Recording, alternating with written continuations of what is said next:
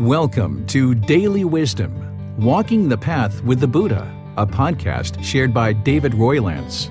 This podcast is dedicated to guiding you to completely eliminate the discontent mind and the suffering it causes by attaining enlightenment. Learn and practice the teachings of Gautama Buddha that will guide you to fully attain a peaceful, calm, serene, and content mind with joy. To support this podcast, visit patreon.com/supportbuddha or visit buddhadailywisdom.com, where you will discover a full range of courses, retreats, and online learning resources to assist you on the path to enlightenment. Now, here's our teacher to share more.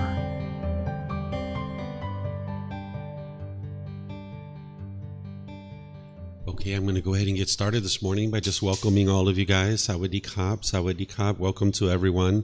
Welcome to everyone that's here, and welcome to everyone joining us online as well. This is the first day of a 5-day course where I'm going to be teaching you the topics that you need to understand to get started in building harmony in your relationships, because this is one of the most rewarding things in life, is having very harmonious relationships and interacting with people. But oftentimes we lack the wisdom of how to be able to actually do that. So the teachings of the Buddha provide you guidance to be able to have harmonious relationships. And there's multiple things you would need to learn and grow and develop, because oftentimes when we aren't having harmonious relationships, we will tend to blame other people in the unenlightened state. We will think the reason why we don't have harmonious relationships is because somebody else is doing something. But in reality, it's our own mind that we can actually train our own mind. We can cultivate wisdom and we can improve our relationships. And you can get to the point where you don't have any bitterness or hostility in your relationships. Right now, you might have certain people that you like and certain people that you dislike. But by the time you get to enlightenment, you won't have that. You'll be able to have love and kindness for all beings, no matter who they are. You won't have these expectations and these wants for people to be a certain way. And therefore, if they don't do things your way, you won't like them. But by the time you get to enlightenment and you cultivate the wisdom that you need, you can have harmonious relationships because your mind isn't being bitter and hostile and harsh towards others. And I'm going to teach you how to be able to accomplish that, because you need to train your own mind. I went for a really long time in my life having a lot of resentment and hostility towards my mom and other people in my life because I expected them to be a certain way and I wanted to constantly change them. But when I started doing the inner work to change my own mind, that's when all the relationships started changing, because I was addressing the real problem.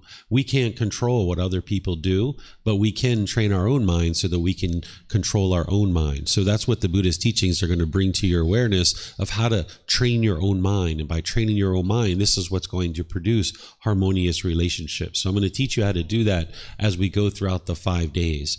What I'm going to do here at the beginning of our class is I'm going to guide us in a meditation session just to get us started with some meditation. Afterwards, I'm going to move into introducing you to the course and helping you understand all the various things that are part of the course. And then this morning, we're going to learn the Eightfold Path. And for some of you guys, you've learned this with me already, and others you haven't. And if you've learned this already, this will be a great refresher for you, because you really can't learn that teaching enough. You can visit that multiple times in your journey to enlightenment, because each time you're going to be able to dial it in closer and closer and closer. And for those of you guys that have never learned the Eightfold Path, this is the core central teaching of the Buddha that you would need to know in order to understand any aspect of his teachings, because everything else integrates into it. So I'm going to teach you that this morning. Then we're going to end up taking an 1.5-hour lunch break. And when we come back, I'm going to teach you the 3 poisons, or the 3 unwholesome roots, or the 3 fires. And again, some of you guys have learned this, but it's really helpful to hear it again. And for some of you guys, it'll be your first time understanding it. This is where you're going to get a pretty deep understanding of what's going on in the unenlightened mind and why it experiences anger and sadness and frustration and all these other discontent feelings that you can ultimately eliminate from the mind. So I'm going to teach that to you this afternoon. And of course, this afternoon, we'll also do some meditation together as well. So if you'd like to start with meditation, you're welcome to start and be guided in the meditation. The way that I start with meditation is I do chanting to ease us into the meditation. If you'd like to see these chants, they're on a laminated sheet over there on the table. You're welcome to get those. It has the chants and the English translations as well. For those of you guys that are online, you can access these chants by going to our website, buddhadailywisdom.com. And if you click on free books, you'll be able to see down towards the bottom of that page, there's the daily chanting sheet. And that's the same thing that we have here at the temple. If you look at these chants, there's a lot of respect and gratitude and admiration for the Buddha. I think that these chants were actually created by his students, because a Buddha wouldn't go around and say, here, chant these things to appreciate me and have gratitude for me, admire me, and give me all this respect. Because a Buddha would eliminate their ego, their arrogance. They wouldn't walk around teaching people to chant these things to them.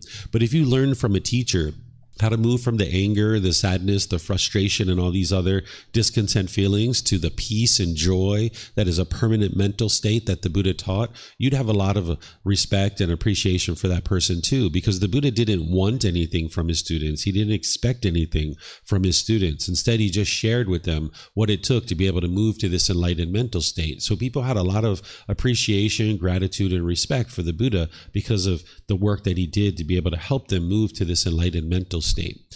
When we're chanting, this isn't a rite, a ritual, or a ceremony or worship. It's not prayer or anything like that. There's no kind of mystical, magical things that related to these chants or any other aspect of the teachings of the Buddha.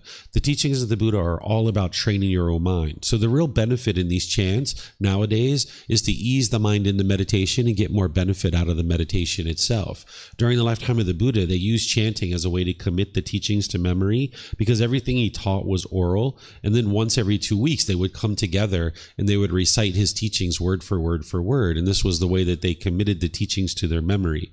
But nowadays we don't need to do that because we have books and videos and podcasts and audiobooks. So we use chanting as a way to ease the mind into meditation and actually get more benefit out of the meditation itself. So if you'd like to chant along, you're more than welcome to. And I teach these chants in various courses and retreats that I share. So if you're ever interested in learning how to chant these, you'll be able to take those courses and learn how to chant them. But you'll get a lot of practice if you'd like to just practice in this course, because each time we meditate, I will chant going into the meditation. Then there's going to be a period of time where I'm giving you some guidance in the meditation.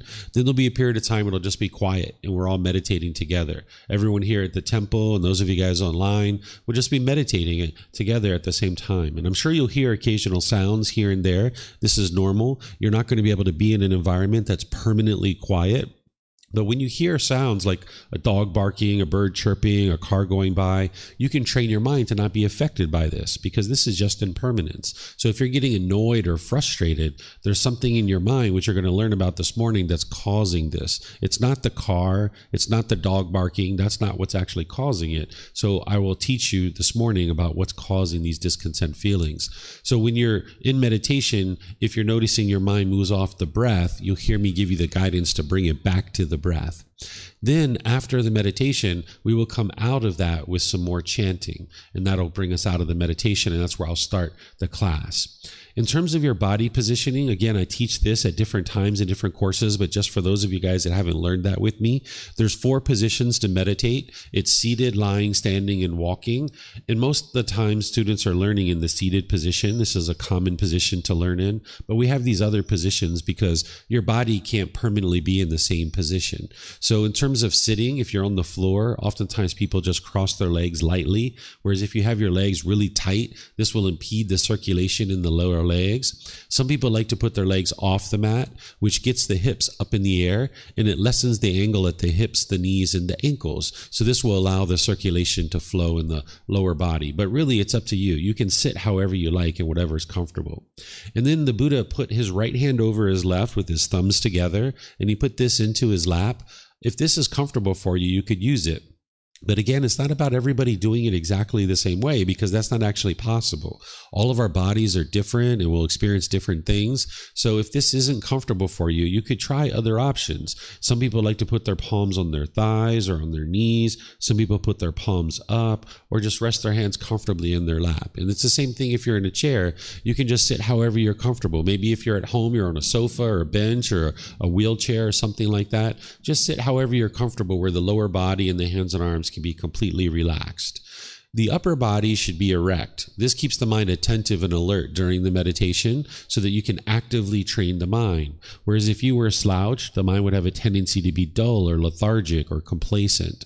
But if you were real rigid with the upper body, this could make the mind overactive or uptight. So you'd like the upper body to be in the middle where it's erect, and this way your mind can stay attentive and alert during the meditation. So with your sternum up and your shoulders back, not only does the mind stay more attentive and alert, but also you can breathe easier in through the nose and out through the nose, which is what you're going to need in order to meditate.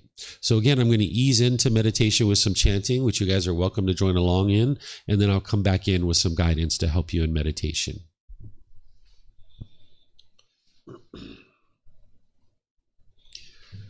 Arahang Samma Sambuddho Mahakava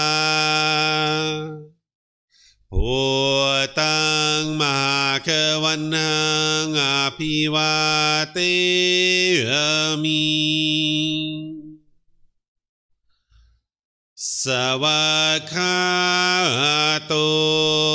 Mahakavata Dhammo Dhammang Namasami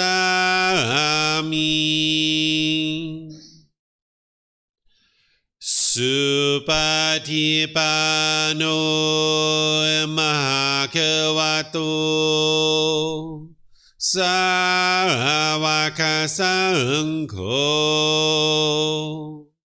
Sanghang Namami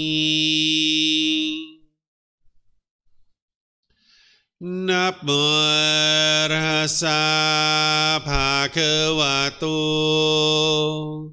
Arahato Samma Sambuddhassa Namo Rasa Bhagavato Arahato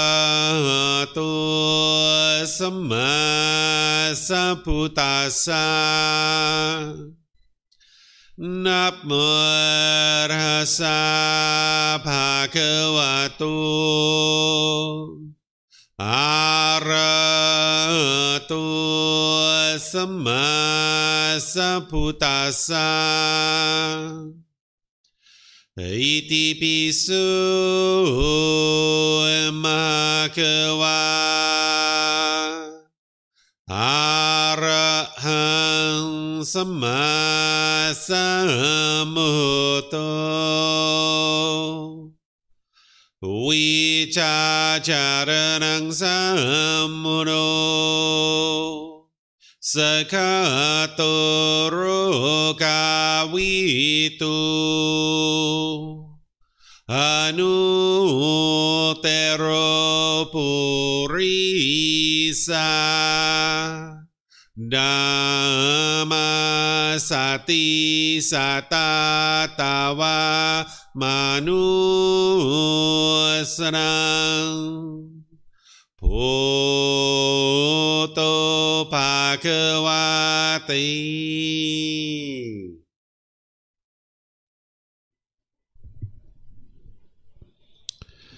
Okay, with the lower body and hands and arms comfortable, in the upper body erect, just close the eyes and start breathing in through the nose and out through the nose. Here you're just looking to establish the breath. A nice, natural, steady, consistent breath. Not forced or controlled. Just a gradual inhale through the nose, experiencing the full breath. And then, whenever you're ready, exhale out through the nose. Breathing in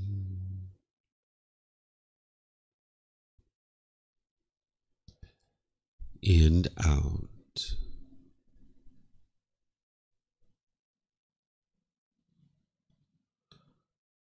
Breathing in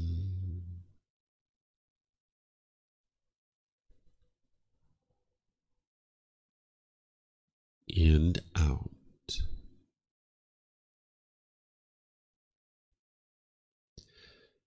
Your breath may not match up with the guidance that I'm providing, and that's okay. This is your practice. I'm just here for guidance.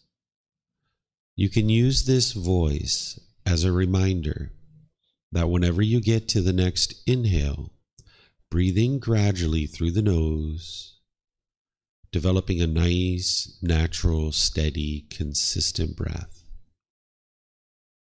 And then whenever you're ready, exhale out through the nose, experiencing the full breath. Breathing in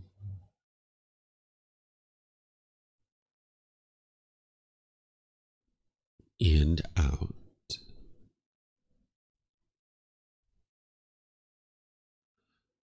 Breathing in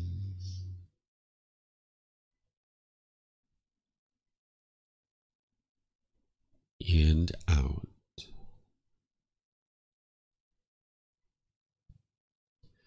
With the breath well established, start fixating the mind on the breath, either the sound of the breath coming into the nose or the sensation of air moving over the skin into the nose. The breath is the present moment. Fixate the mind on the breath, the present moment. Breathing in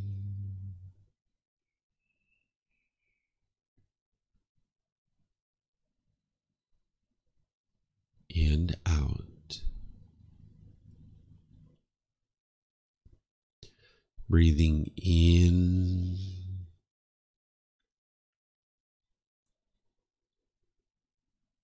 and out.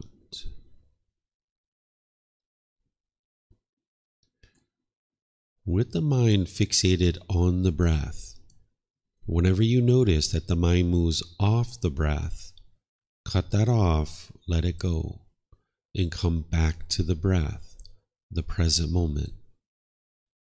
No need to observe the thought, label it, judge it, analyze it, or even try to figure out where it's coming from.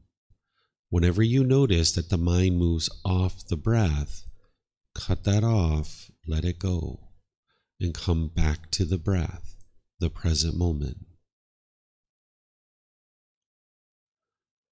Breathing in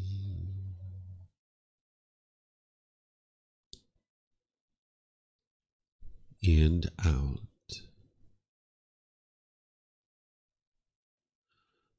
Breathing in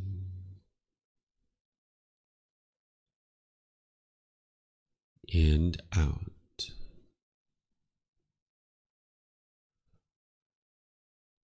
I'm going to be quiet now and let you do this work of focusing on the breath, cutting off and letting go anytime the mind moves off the breath. You have nowhere to go.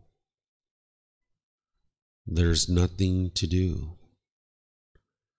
No one needs you right now. This is your time to focus on the breath.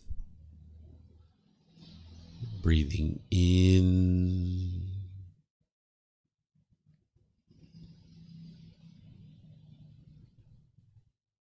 and out.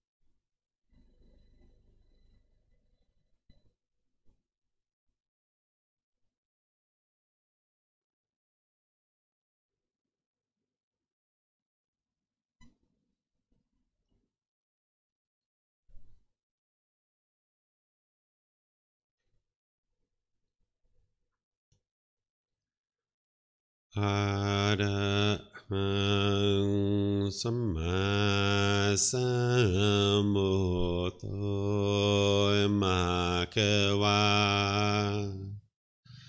โหตังภะคะวันหังอภิวาเทมิ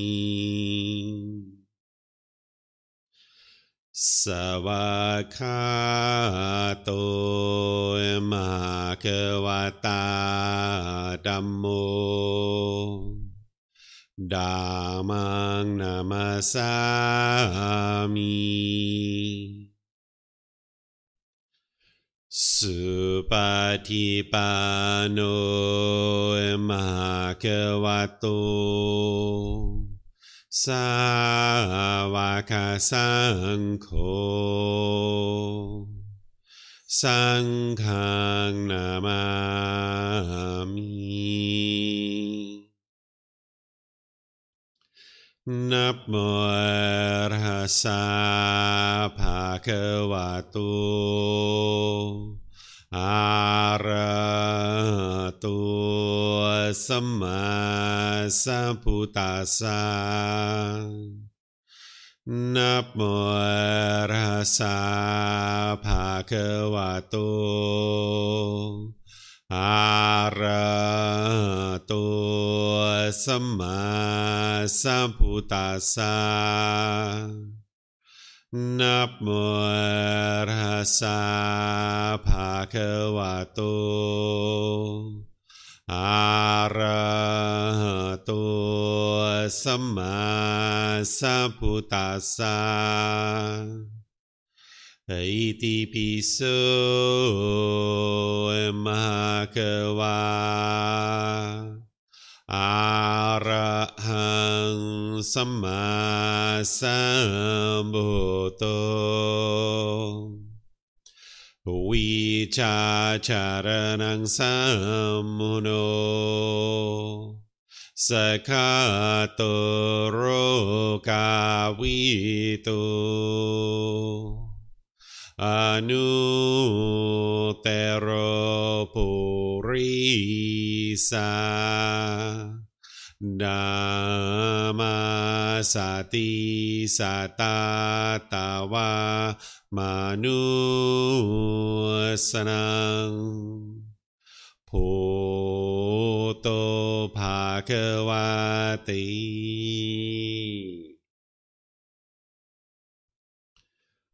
Okay, if you guys would like to slowly make your way out of meditation. Okay, so let me introduce you guys to the course and help you guys to understand what you're going to be learning over the next 5 days. And then I'll actually start teaching you the things that you're going to be learning over the next 5 days. We'll even talk about kind of the structure of the course and how we go throughout our day as well. So the name of this course is called Harmony in Relationships.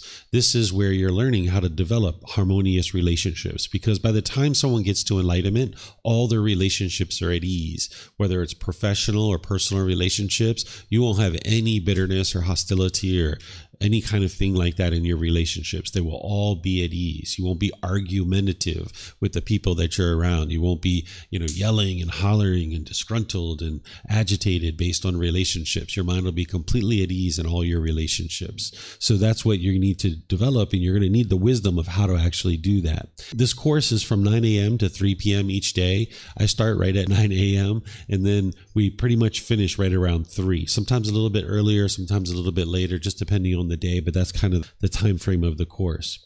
This is my contact information that you're welcome to use at any time that you like. It's more so for after the course, because if you're not coming to class on a certain day or you're running behind schedule and you're not able to come at a certain time, you don't have to contact me and let me know. If you're here, I will teach you and I will help you to learn. If you're not here, I just won't be able to teach you. So this contact information is more for after the class, after this course, because you're going to need help just 5 days of learning. Yes, that's going to be very helpful for you, but you're going to need continuous guidance on your journey to enlightenment. All this information is on our website, so you can get it there, but I also provide it here for you as well. And by the way, these slides that I'm using, they're on our website as PDF document. So if you'd like to download those and have them on an iPad, or if you'd like to print a notebook, there's a printer right next door where you can actually print a spiral bound notebook of the slides. And then if you'd like to even take notes, you're welcome to do that if you'd like. And you'll find that under the free books of the website. So the way that this course is structured in terms of the schedule and the plan is I start out on the first day with just a welcome and introduction, but each morning we start with a chant at 9 a.m. with meditation. And that's what we did this morning. We started a little bit later than 9 a.m. in terms of the meditation because I was just welcoming you guys and saying hello and introducing you to meditation. But what we'll be doing from this point forward is just starting at 9 a.m. with chanting and meditation. So if you guys would like to join with that, when you come in the morning prior to 9 o'clock, you can get the chanting sheets over there on the table and you can chant along if you'd like. Then at 9:30, this is where I'm going to start sharing teachings with you. Some people might refer to that as a Dhamma talk. The word Dhamma means teachings, but teachings talk doesn't quite sound exactly accurate in English language. So the way that I think about these is I think about it as a discussion. It's not a lecture, it's not a sermon or anything like that. It's more of a discussion where I'm sharing things with you and then opening up to any questions that you guys have. And as we go throughout the class and the entire week of the course, you're able to ask any and all questions, whether you're here at the temple or you're online. If you're here at the temple and you'd like to ask questions, if you could use the microphones in the white bowl, this way the people online will be able to hear you, and we'll be able to hear you in the classroom as well. If you didn't have a microphone, the people online wouldn't be able to hear you. So all you need to do is get a microphone, you press the gray button on the front, the lights will come on, and then you just put it up to your chin, and then we'll be able to hear you here at the temple, and they'll be able to hear you online. And you can keep those microphones with you at your seat because you might have more than one question, or someone around you might have a question. So there's plenty of microphones. You can just keep it with you when you get one. And then for those of you guys online, if you have questions, you can put it into Facebook, YouTube, or Zoom in the comment section, and I'll be able to see that and answer your question. And in Zoom, you have the added feature of electronically raising your hand, and then you can open up your microphone, and we'll be able to hear you here at the temple, and they'll be able to hear you throughout the live stream as well. Then we're going to take lunch somewhere around 12 o'clock. Again, sometimes a little bit earlier, sometimes a little bit later. This isn't a hard, fast schedule, but you'll see this is kind of the general schedule and general structure. We usually take about an hour and a half lunch break, and then we come back around 1:30. But each day when we go to lunch, I'm going to restart the class. So if we're going to lunch at 12:15 or 12:30, or we're going to lunch at 11:30 or 11:45, I will let you know what time we're going to restart so that you'll know when to come back. We usually have about an hour and a half lunch break. That gives you time to go get some food. There's plenty of restaurants around. Some people even like to come here and take a nap and sleep during lunch. You're welcome to do that. You probably even see me doing that from time to time, taking a nice little nap. So feel free to make yourself comfortable. And then we generally finish around 3 o'clock. Again, sometimes a little bit earlier, sometimes a little bit later, but this is generally what our structure is for the class.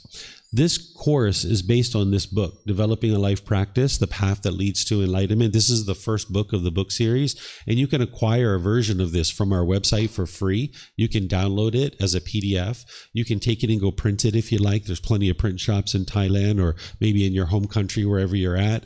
Or you can get printed versions here at the temple by essentially reimbursing us for our printing costs. And you can even access them on Amazon. If you have access to Amazon, you can order them there. So I'm going to be using this as a foundational text, but many of the things that I'm going to be teaching in this course, I haven't written about them because it's quite challenging to write about these kinds of things. So you're going to see that I am going to be discussing chapter 4, 5, 8, 11, 13, 14, and 15.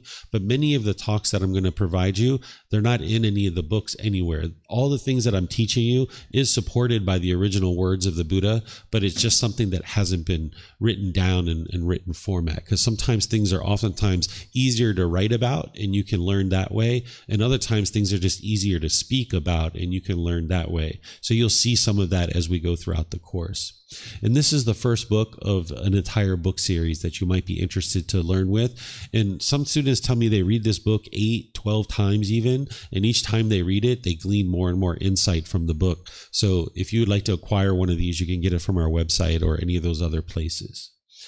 Then in terms of the topics that we're going to be discussing to help you guys build harmony in your relationships, is this first talk that I'm going to give you here in a moment is called the Eightfold Path, the path for all humans to enlightenment. You would need to know this if you're interested in any aspect of the teachings of the Buddha, if you're interested in getting rid of your anger and your sadness and frustration and all these other discontent feelings. You're going to need to know this because this is a core central teaching of the Buddha. So I'm going to share that with you. And like I mentioned, some of you, it'll be a refresher, but you can't really learn this teaching enough. You're going to need to revisit this teaching multiple times. And for others, this is going to be the first time that you might have heard this and learned this with me. And I'm going to be using the original words of the Buddha to help you understand this so that way you understand exactly what he taught. And I'm going to walk you through it in a way that you can intellectually learn it and investigate it and understand it. Then you can start reflecting on it to independently verify it, and you can practice the teachings. That's where you're going to really experience the real results when you're practicing them and integrating them into your life. There's nothing in the teachings of the Buddha that you should believe. So you never believe me. You never believe anybody else. You never believe the books. This isn't a belief practice. You don't believe, and then hope something good happens when you die. You're actively working to cultivate wisdom. And the way that you cultivate wisdom is you learn something, you investigate it, you examine it, then you reflect on it to independently verify whether it's true or false, and then you practice it by integrating it into your life, and you start training your mind. And I'm going to show you how to do that as we get started with this teaching, but you're going to need to do that with all the teachings of the Buddha. You never believe anybody, so don't believe anything I say, don't believe anything I write about, don't believe anyone else. Because with belief, you don't know what's true or false. You're just believing it. But if you can independently verify something, you know the truth and you've acquired wisdom, and now you will make decisions through that wisdom. So you need to awaken to these natural laws that the Buddha taught, and you don't do that through belief. You do it through investigating teachings, reflecting on them to independently verify them and practice them. So just like we gained wisdom of the natural law of gravity, and now we make wiser decisions because we fully awake to the natural law of gravity, we no longer fall down or break our toys or these kinds of things. Because we fully awake to the wisdom of the natural law of gravity, we need to do the same thing with the natural laws of existence. That when your mind's angry or agitated or annoyed, you're struggling and having difficulties in the world, this is because the mind lacks wisdom. And the same thing when your mind was struggling and having difficulties with the natural law of gravity, when we were 2 years old, 4 years old, 5 years old, we struggled with that natural law because we didn't understand it. And we didn't have the wisdom of this natural law. But that natural law was affecting us, whether we were aware of it or not. So same thing is true about these natural laws that the Buddha taught, that the mind will oftentimes struggle in the world and have difficulties because it's unawake, or in other words, it lacks wisdom of these natural laws. So when we talk about awakening to enlightenment, what you're doing is you're cultivating wisdom to train the mind. And you need to be able to do that through acquiring wisdom. So you're learning, you're reflecting to independently verify, and you're practicing rather than believing. And I'm going to show you how to do that through these various teachings, specifically with the Eightfold Path. I'm going to walk you through in such a way that you can do that learning, that reflection, and that practice. Then this afternoon, I'll teach you transforming the three poisons, craving, anger, and ignorance. This is where you're going to deepen your understanding and broaden your understanding of what's really causing the discontent feelings in the mind and what's plaguing the mind and keeping it in the unenlightened state.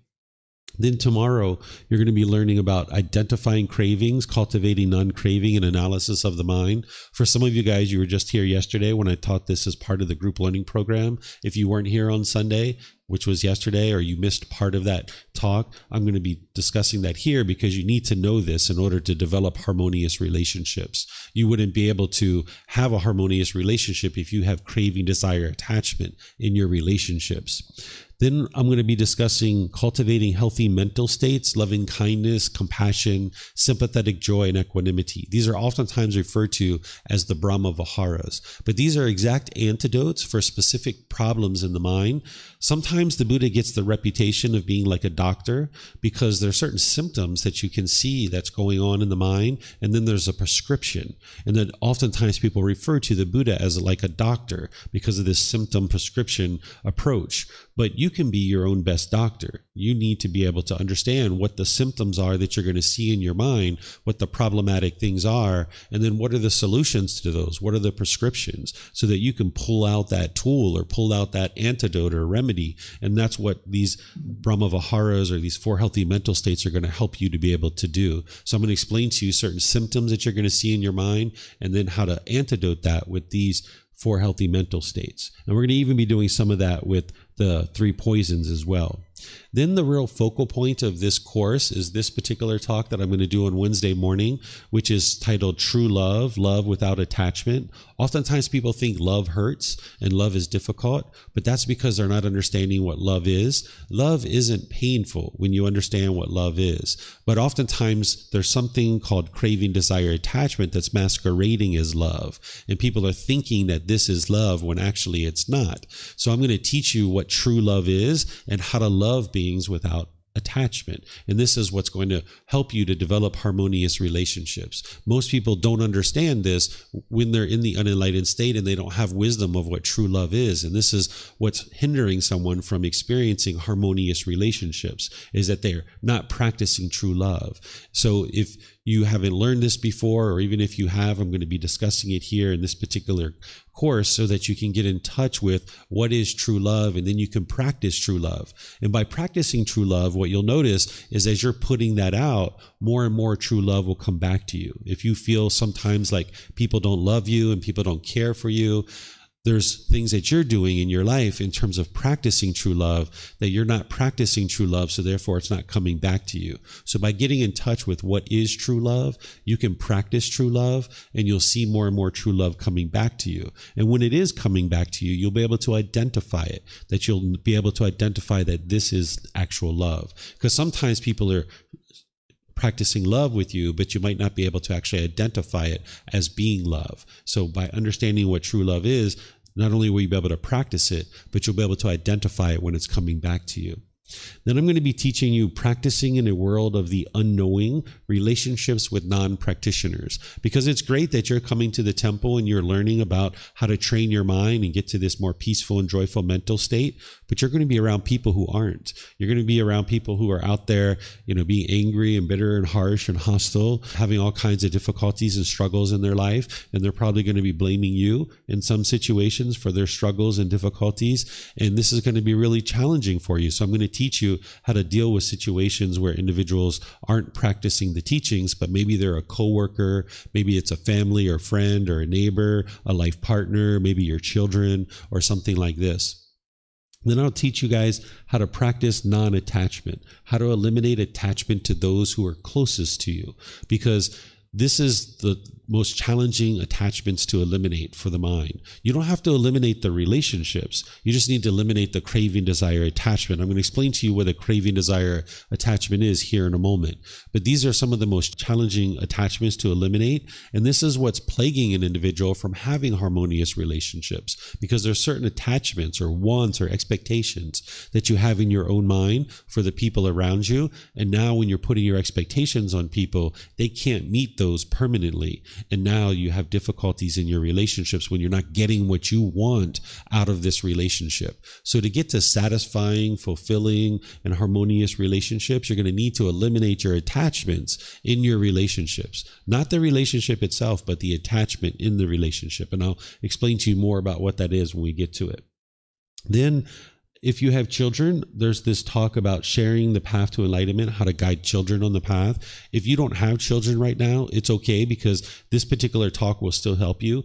Even if you never are planning to have children ever in your life, if you have nieces or nephews, if you have a life partner, if you have friends or coworkers, there's things in this particular talk that are going to help you to help other people. If there's other people who are interested in learning the path, there's ways for you to be able to help them. And I'm going to teach you how to do that in relationship to children. But these same things that I'm going to share with you in that talk can be applied in other situations, like friends and family and people like this who need help with understanding these teachings. Then I'm going to teach you how to develop and maintain relationships in terms of choosing wholesome friends and a life partner.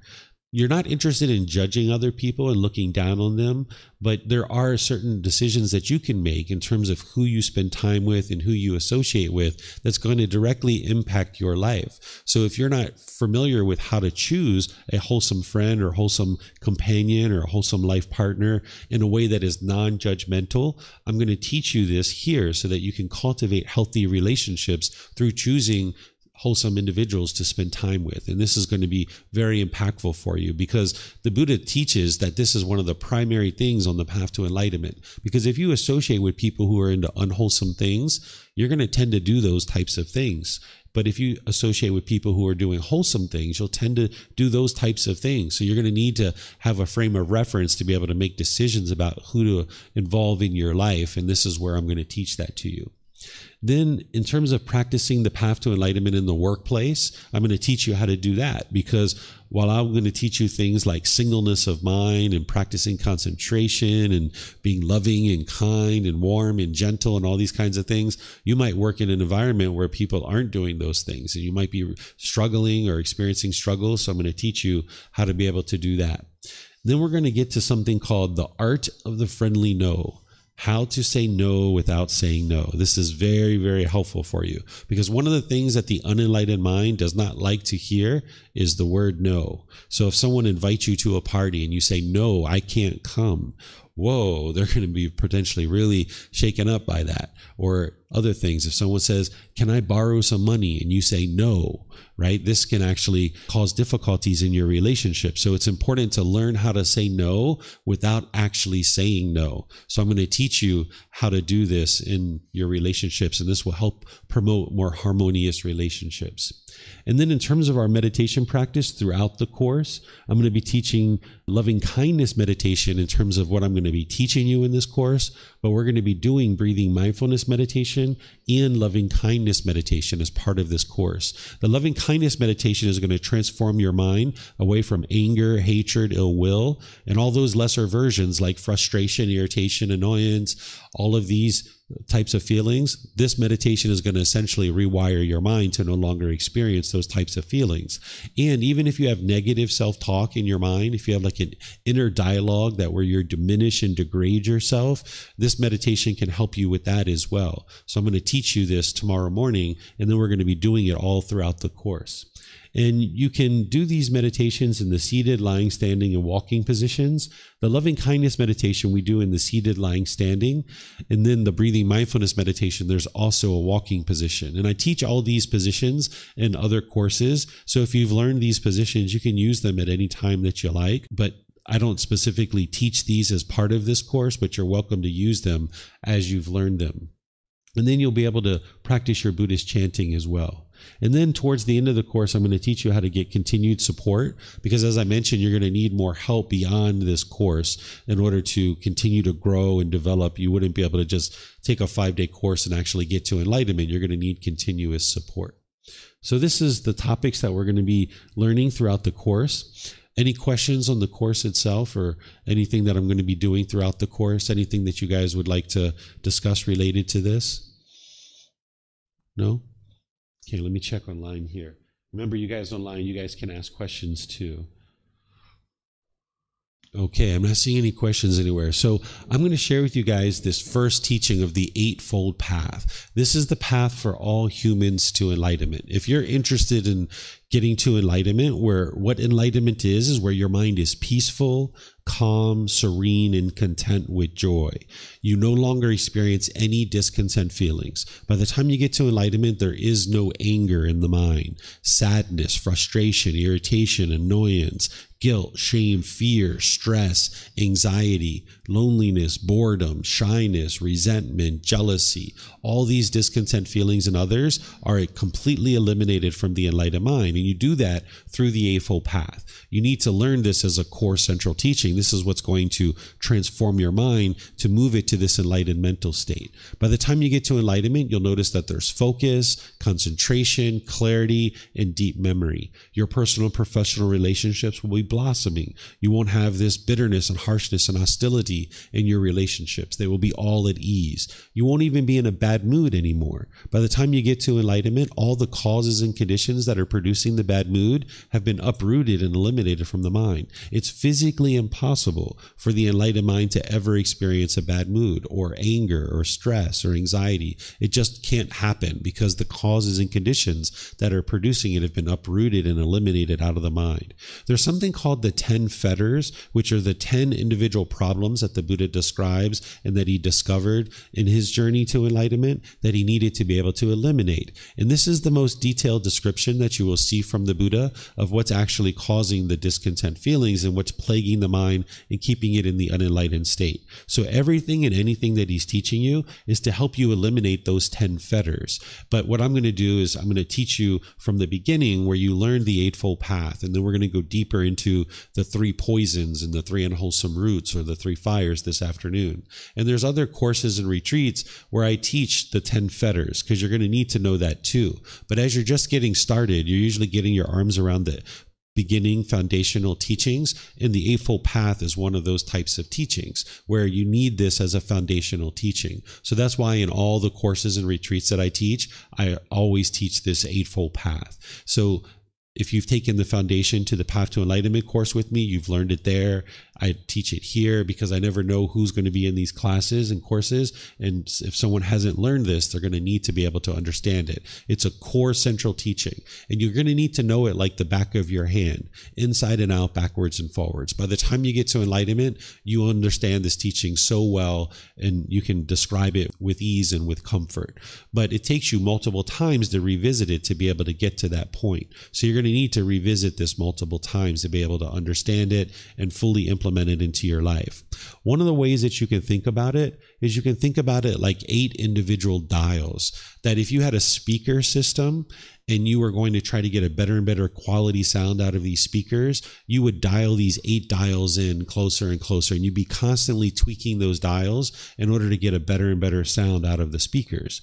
Well, the same thing is true with your mind, is you would like to get this better and better quality performing mind, where your mind is performing optimally, where you don't have anger and sadness. You can have focus and concentration and clarity and deep memory and these other qualities that go along with enlightenment. So these are the 8 individual dials that you're tweaking, and you're getting better and better at tweaking them and be able to get this better and better quality performing mind, just like the speakers would have a better quality sound. So I'm going to walk you through this and help you understand what they are, and then you're going to need to revisit it multiple times to tweak it and get it more and more implemented into your life. The way that this Eightfold Path is structured is there's 8 individual steps, starting with right view, and then it moves to right intention, right speech, right action, right livelihood, right effort, right mindfulness, and right concentration. It's organized into 3 sections: the wisdom section, moral conduct, and mental discipline. And I'm going to walk you through all of this. When you see anything related to the moral conduct in the teachings of the Buddha, these aren't rules, they're not commandments. He's not trying to guilt, shame, or fear you into understanding anything or doing anything, but instead he's sharing with you this cause and effect, or this action and result, that certain decisions that we make about our moral conduct is going to produce a certain result. So for example, if we're bitter, harsh, and hostile in our speech, then people are going to tend to be bitter, harsh, and hostile back with us, because whatever we put out, that's what's going to come back to us. So what he's teaching you in the moral conduct is he's teaching you how to ensure that as you conduct yourself and make wise decisions about your moral conduct, then you'll experience wholesome results coming back to you. Because as long as you lack wisdom of your moral conduct, you'll make unwise decisions and you'll put that out, and then you'll see people will be bitter, harsh, and hostile with you. You'll experience these unwholesome results coming back to you. So I'm going to walk you through that eventually when we get to that, because we're going to start with this foundational part of the wisdom section to build up your wisdom about this Eightfold Path, and then we're going to move into the moral conduct. Then we're going to talk about the mental discipline, and we're going to take a mid-morning break each morning. So I'll take a break, somewhere around 10:30 or 11, and you'll be able to stretch your legs and things like this and go get a snack. But if you're interested in using the bathroom at any time, we have a bathroom in the back of the room. Feel free to get up and use that in the very back of the room. There's bathrooms outside the classroom. If you go out to the parking lot, you'll see signs that'll take you around to the main bathroom. We even have water and snacks here that is provided by our students. So feel free to make yourself comfortable as we're talking and we're discussing the teachings, and get up and feel free to move around and do whatever it is that you need to do. Okay, so I'm going to start with this right view to be able to help you understand the foundation. If you didn't understand right view, you would have no ability to make any progress on the path to enlightenment whatsoever. So I'm going to use the words of the Buddha to help you with this, and then I'm going to walk you through it. Okay, so here's the words of the Buddha when he talks about right view in the Eightfold Path. He says, "In what, monks, is right view? It is, monks, the wisdom of discontentedness, the wisdom of the cause of discontentedness, the wisdom of the elimination of discontentedness, and the wisdom of the way of practice leading to the elimination of discontentedness. This is called right view." So this is a teaching where he's pointing to what's called the Four Noble Truths. The Eightfold Path is a core central teaching where his other teachings integrate into it. And he's got this teaching called the Four Noble Truths, which is the very beginning teaching that he shares. And in the Four Noble Truths, you understand the problem in the unenlightened mind, the cause of that problem, the elimination of it, and the path forward. And here in the Eightfold Path, he's pointing to that teaching and he's saying that is right view. And then what you would do is you would go learn the Four Noble Truths. So underneath of this line, I've got the top section of the Four Noble Truths to be able to help you build confidence that yes, what the Buddha is teaching here in the Eightfold Path is right view is the Four Noble Truths. That just helps you to see that yes, there is this connection between the Four Noble Truths and the Eightfold Path. And now what I'm going to do is I'm going to teach you the Four Noble Truths. It's going to take me about 45 minutes to walk you through and help you to understand this. And this is where you can have a real breakthrough to finally understanding what's causing the discontent feelings in your mind. You can have this breakthrough where you understand what's causing the anger and sadness and frustration and all these other discontent feelings. Right now, if you think other people are causing you to be angry, you're going to be able to independently verify that that's not true. And you're going to be able to see the truth. Because how could you ever eliminate your anger and sadness and frustration and stress and anxiety if you didn't understand what was causing it? So the Buddha starts you off with his very first teaching of helping you understand what's causing these feelings so that then you can actually eliminate them. So this is the words of the Buddha in the Eightfold Path. This is the top section of the Four Noble Truths, just to help you build confidence that the Buddha did indeed point to the Four Noble Truths and say that is right view. And then now I'm going to help you to understand the Four Noble Truths. In order to help you understand the Four Noble Truths, I need to first help you understand the three universal truths. So these are referred to as the three universal truths and the Four Noble Truths. The three universal truths are building blocks to help you understand the Four Noble Truths. You wouldn't be able to understand the Four Noble Truths if you didn't understand the three universal truths. We call them truths because the Buddha knew that they were true. I know that they're true. Other people know that they're true, but in order for you to benefit, you need to know that they're true. And that's why you need to be able to listen to the teachings with eager ears. If you were to just sit back and relax and, just surf the internet while you're learning, or if you're online, like watching a YouTube video while you're learning with me as well, you're not going to be able to understand the teachings and get the real benefit. The Buddha talks about learning with eager ears, where you're actively listening and actively involved in the learning process. That's how you get to wisdom. So I'm going to walk you through this in a way that you can learn it, investigate it, examine it. You can reflect on it to independently verify it, and then you can practice it. And by you doing the work, you'll be able to ultimately get to wisdom so that you know that these are truths. That's what you're going to need to be able to get to. So this first universal truth of impermanence is teaching you that things are constantly changing, that there isn't a fixed state with all these material things around you, that essentially everything in the world around you is arising, it's changing, and it's fading away. This is called a conditioned object. And everything that you can see, everything you hear, everything you smell, every flavor that touches your tongue, every physical object that comes in contact with the body, and any thoughts that you experience in the mind, thoughts or ideas, these are all impermanent. They arise, they change, and they fade away. This is called a conditioned object.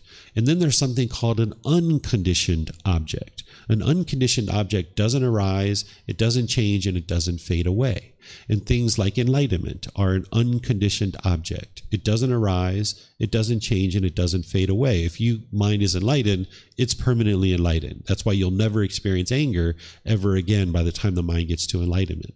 The natural laws of existence, they are unconditioned, that they don't arise, they don't change, and they don't fade away. This is why the teachings of the Buddha from 2,500 years ago are just as applicable today as they were 2,500 years ago, because he's explaining to you the way the world is. He's explaining to you these natural laws. The Buddha didn't explain the way the world should be, and if everybody follows these rules and commandments, then the world will become a peaceful place. He's explaining to you the way the world is, because when you are in a world that you don't understand, you will struggle and you will have difficulties. If you've ever watched the news or you ever heard something about a family member doing something and you're like, I just don't understand why he keeps doing that, or I don't understand why she keeps doing that. If you've had those thoughts, that's because you're living in a world that you don't understand. If you learn the natural laws of existence, you can understand the way the world is. And that's what the Buddha is teaching you. And he's getting started with that here with the universal truth of impermanence. He's explaining to you the way the world is. And the way the world is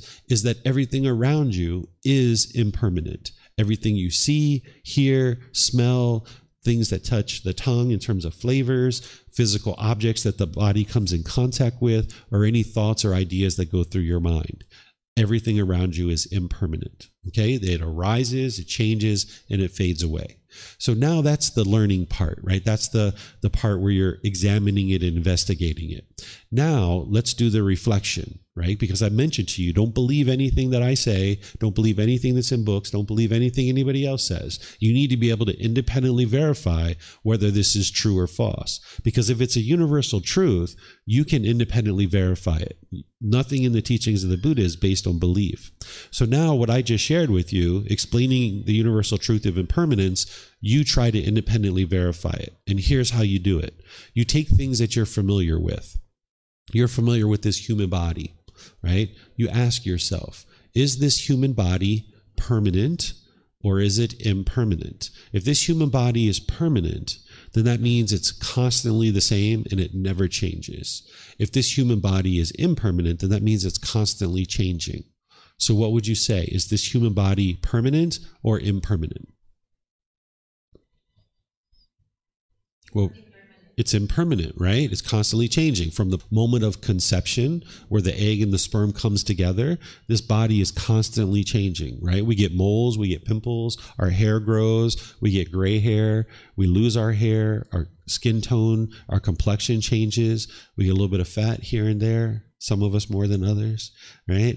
We have this constant change. Our fingernails grow, our teeth come in, then they fall out, then new teeth come in, we get cavities. This is constant change, right? So what we're doing is we're looking around the world through our reflection to try to see, is things around us impermanent? Because if we can find something that's permanent around us, then you've disproven this. So ask yourself about your relationships.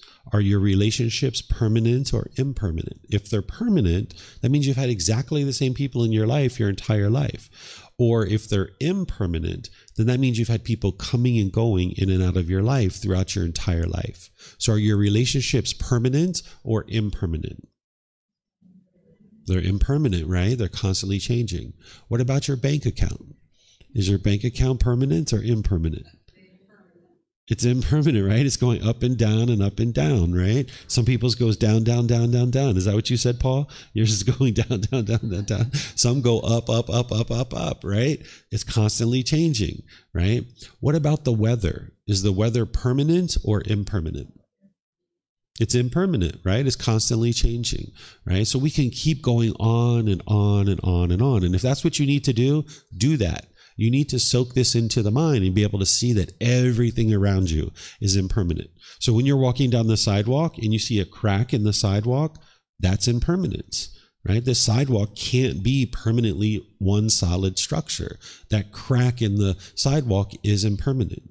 Here in Thailand, the sidewalks are very impermanent. Some of them go up and down, right? You have different, heights of sidewalk as you're walking. Some roads have sidewalks, some roads don't, right? That's impermanence. You can look at the walls of the temple and see there's holes and marks and different colors of paint on the wall. You can look at the wood planks on the floor and see that there's different colors of wood planks and different lengths of wood planks, right? So you guys at home, you guys can do the same thing. You can look around you and you can independently verify that this is a universal truth. Everything around you is impermanent. Everything you see, hear, smell, taste, comes in contact with the body, any thoughts through the mind, all these things are impermanent. Okay, so this is the first universal truth. The second universal truth is called discontentedness. This is where the Buddha explains to you the unenlightened mind, and he helps you understand what the problem is in the unenlightened mind. There are certain conditioned feelings that are experienced. If you look in the original teachings of the Buddha, he uses the word dukkha. This is the Pali word that is used. Some people translate this word dukkha to suffering, but I don't use this word. So if you've actually studied the teachings of the Buddha in other places, you might have heard people refer to this as suffering. I don't translate it as suffering because when the Buddha explains what dukkha is, you will see that it's more accurately translated to discontent, discontented, or discontentedness. So I'm going to explain to you what the Buddha teaches about dukkha, and then I'm going to circle back and explain to you why I don't use the word suffering, and I think you'll understand it at that point.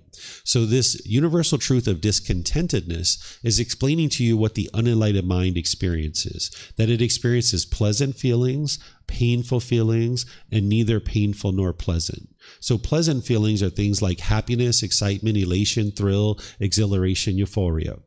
These are very pleasant for the mind to experience.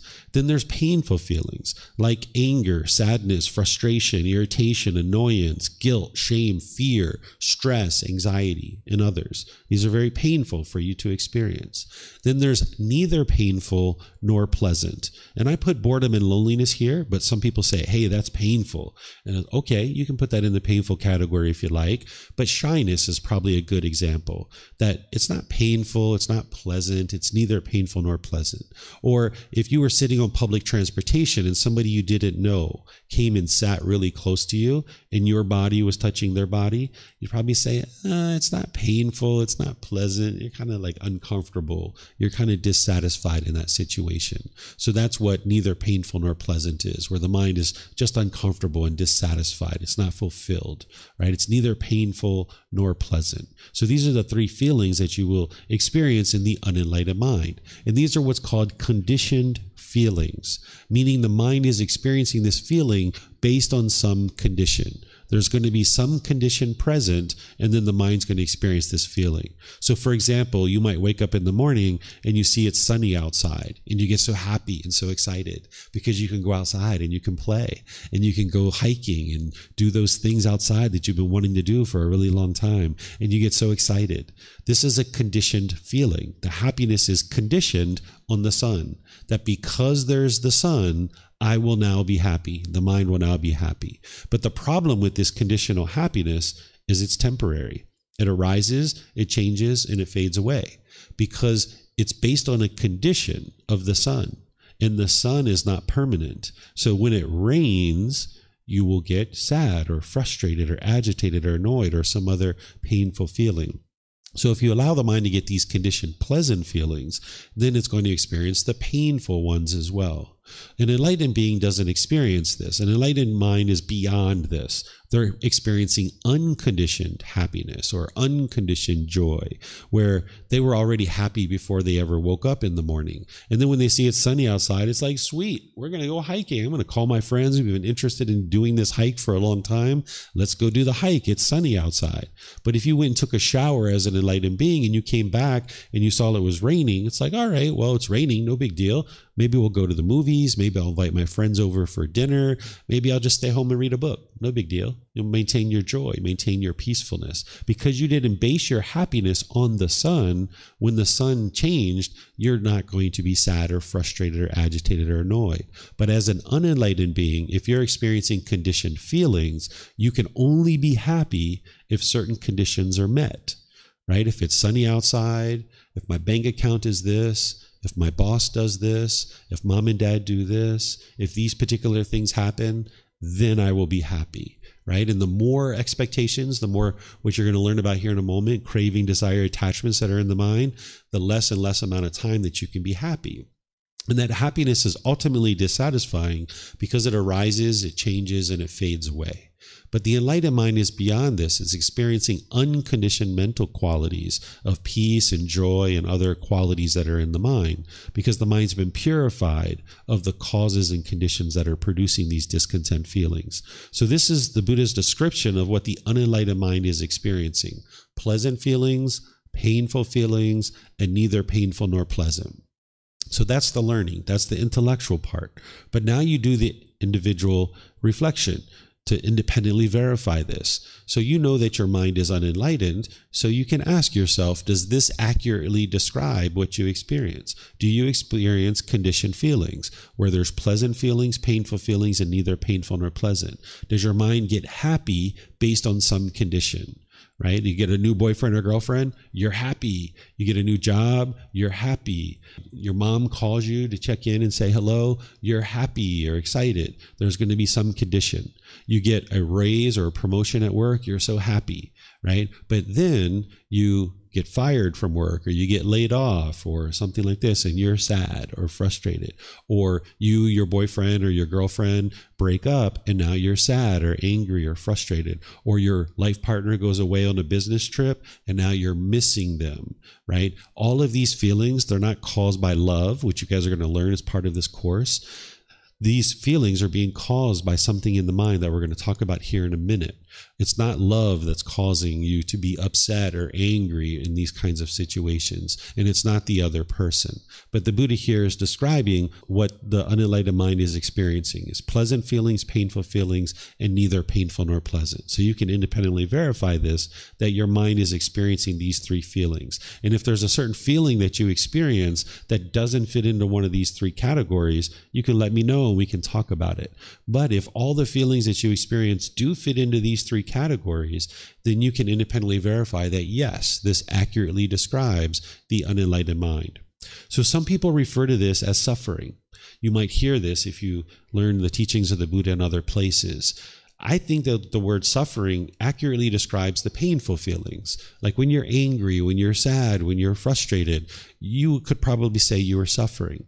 But those pleasant feelings, if your mom calls you and you get so excited that your mom calls you, you're probably not going to say you're suffering, right? Or if your boss gives you a raise and you get so excited and happy based on your raise, you probably wouldn't say you're suffering in that situation. Or if that person you don't know comes and sits close to you on the bus and your body is touching their body, you probably wouldn't say you were suffering.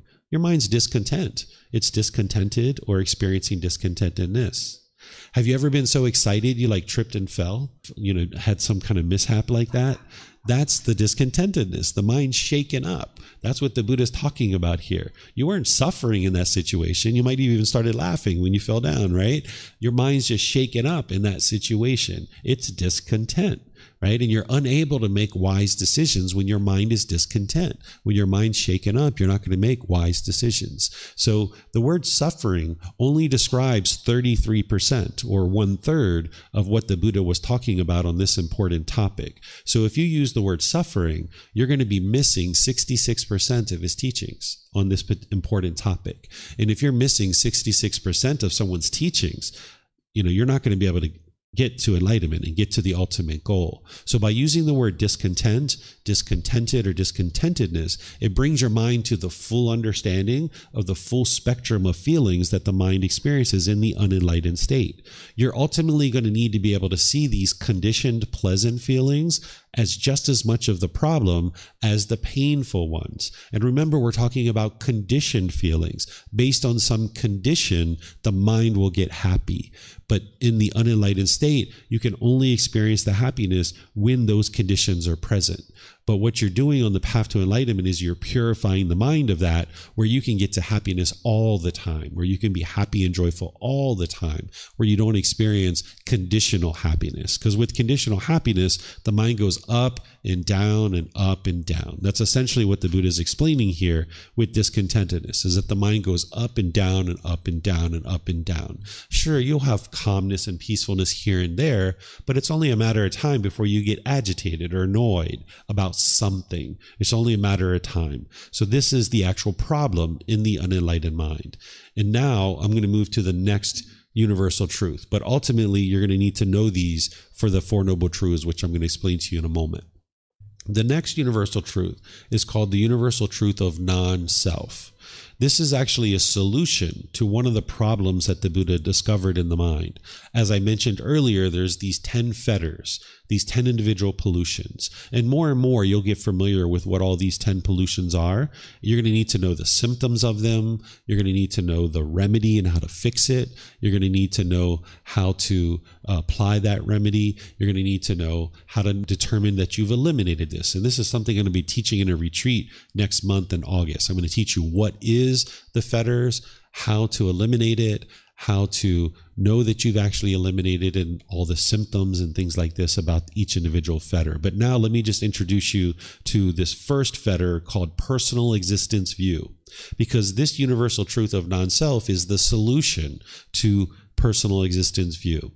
What personal existence view is where the mind is having a misunderstanding. It's having confusion. It's having misperception. The unenlightened mind thinks that this body is you, or the mind is you. So the mind clings to a self-image, wanting to be perceived by others in the world in a certain way. Or it clings to the self-identity, holding on to this identity. And now you'll get shaken up in certain situations. So if you're clinging to this body, thinking that this is you, there's a certain self-image that the mind wants to be perceived by others in a certain way. So now when you spill spaghetti sauce on your clothing and you get embarrassed, this is your personal existence view, because you're not being perceived by others in the way that you want to be perceived.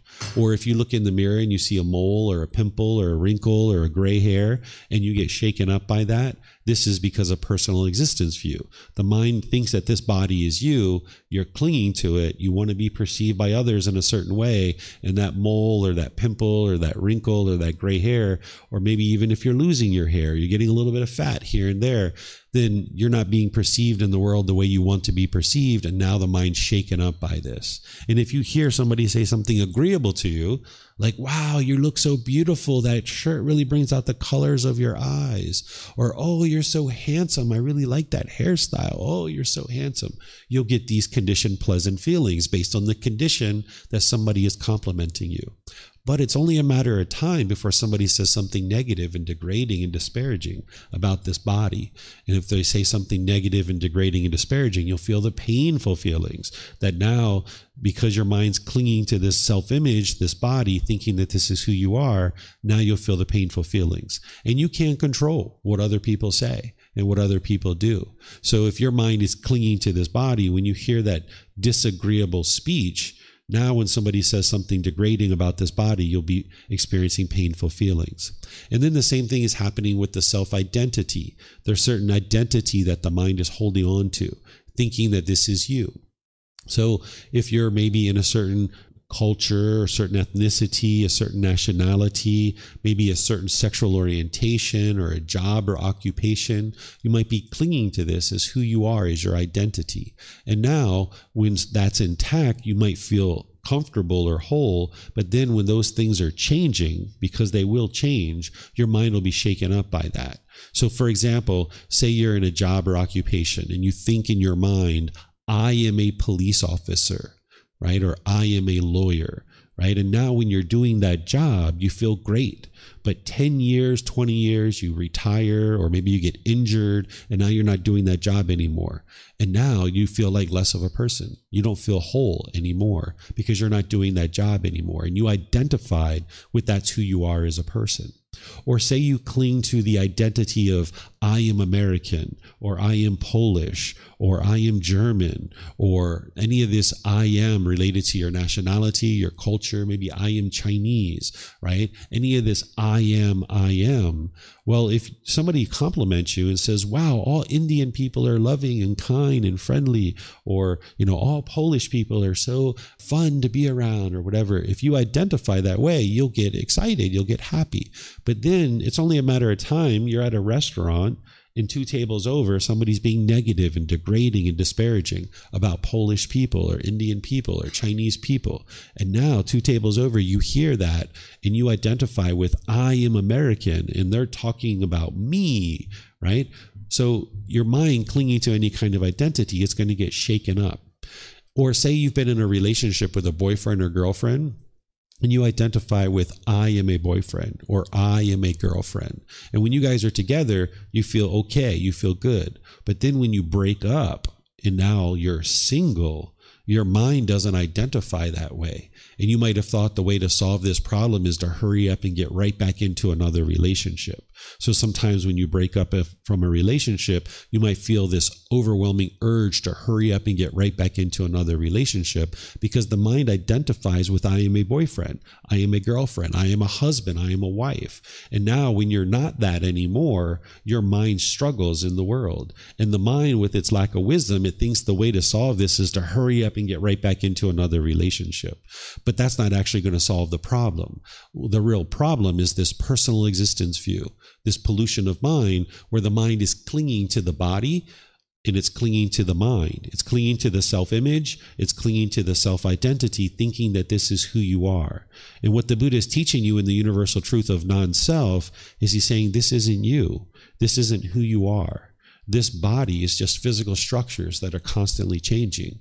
This isn't you. And if you cling to it, wanting it to be permanent, when you experience that wrinkle or that mole or that pimple, you'll be shaken up by it. Or if you cling to any particular self-identity, like I am a police officer, or I am American, or I am a Buddhist teacher, or I am a boyfriend, I'm a girlfriend.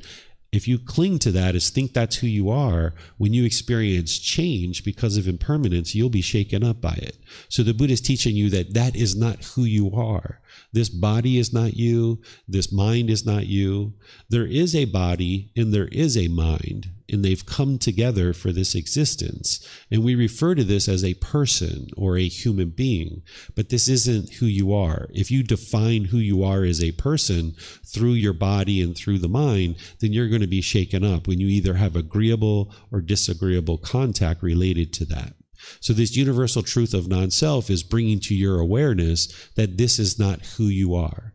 But the challenge is that the mind has this confusion, this misunderstanding, that in a situation where somebody is bitter, harsh, and hostile, and they're talking negatively and degrading about this body, you will be shaken up by that.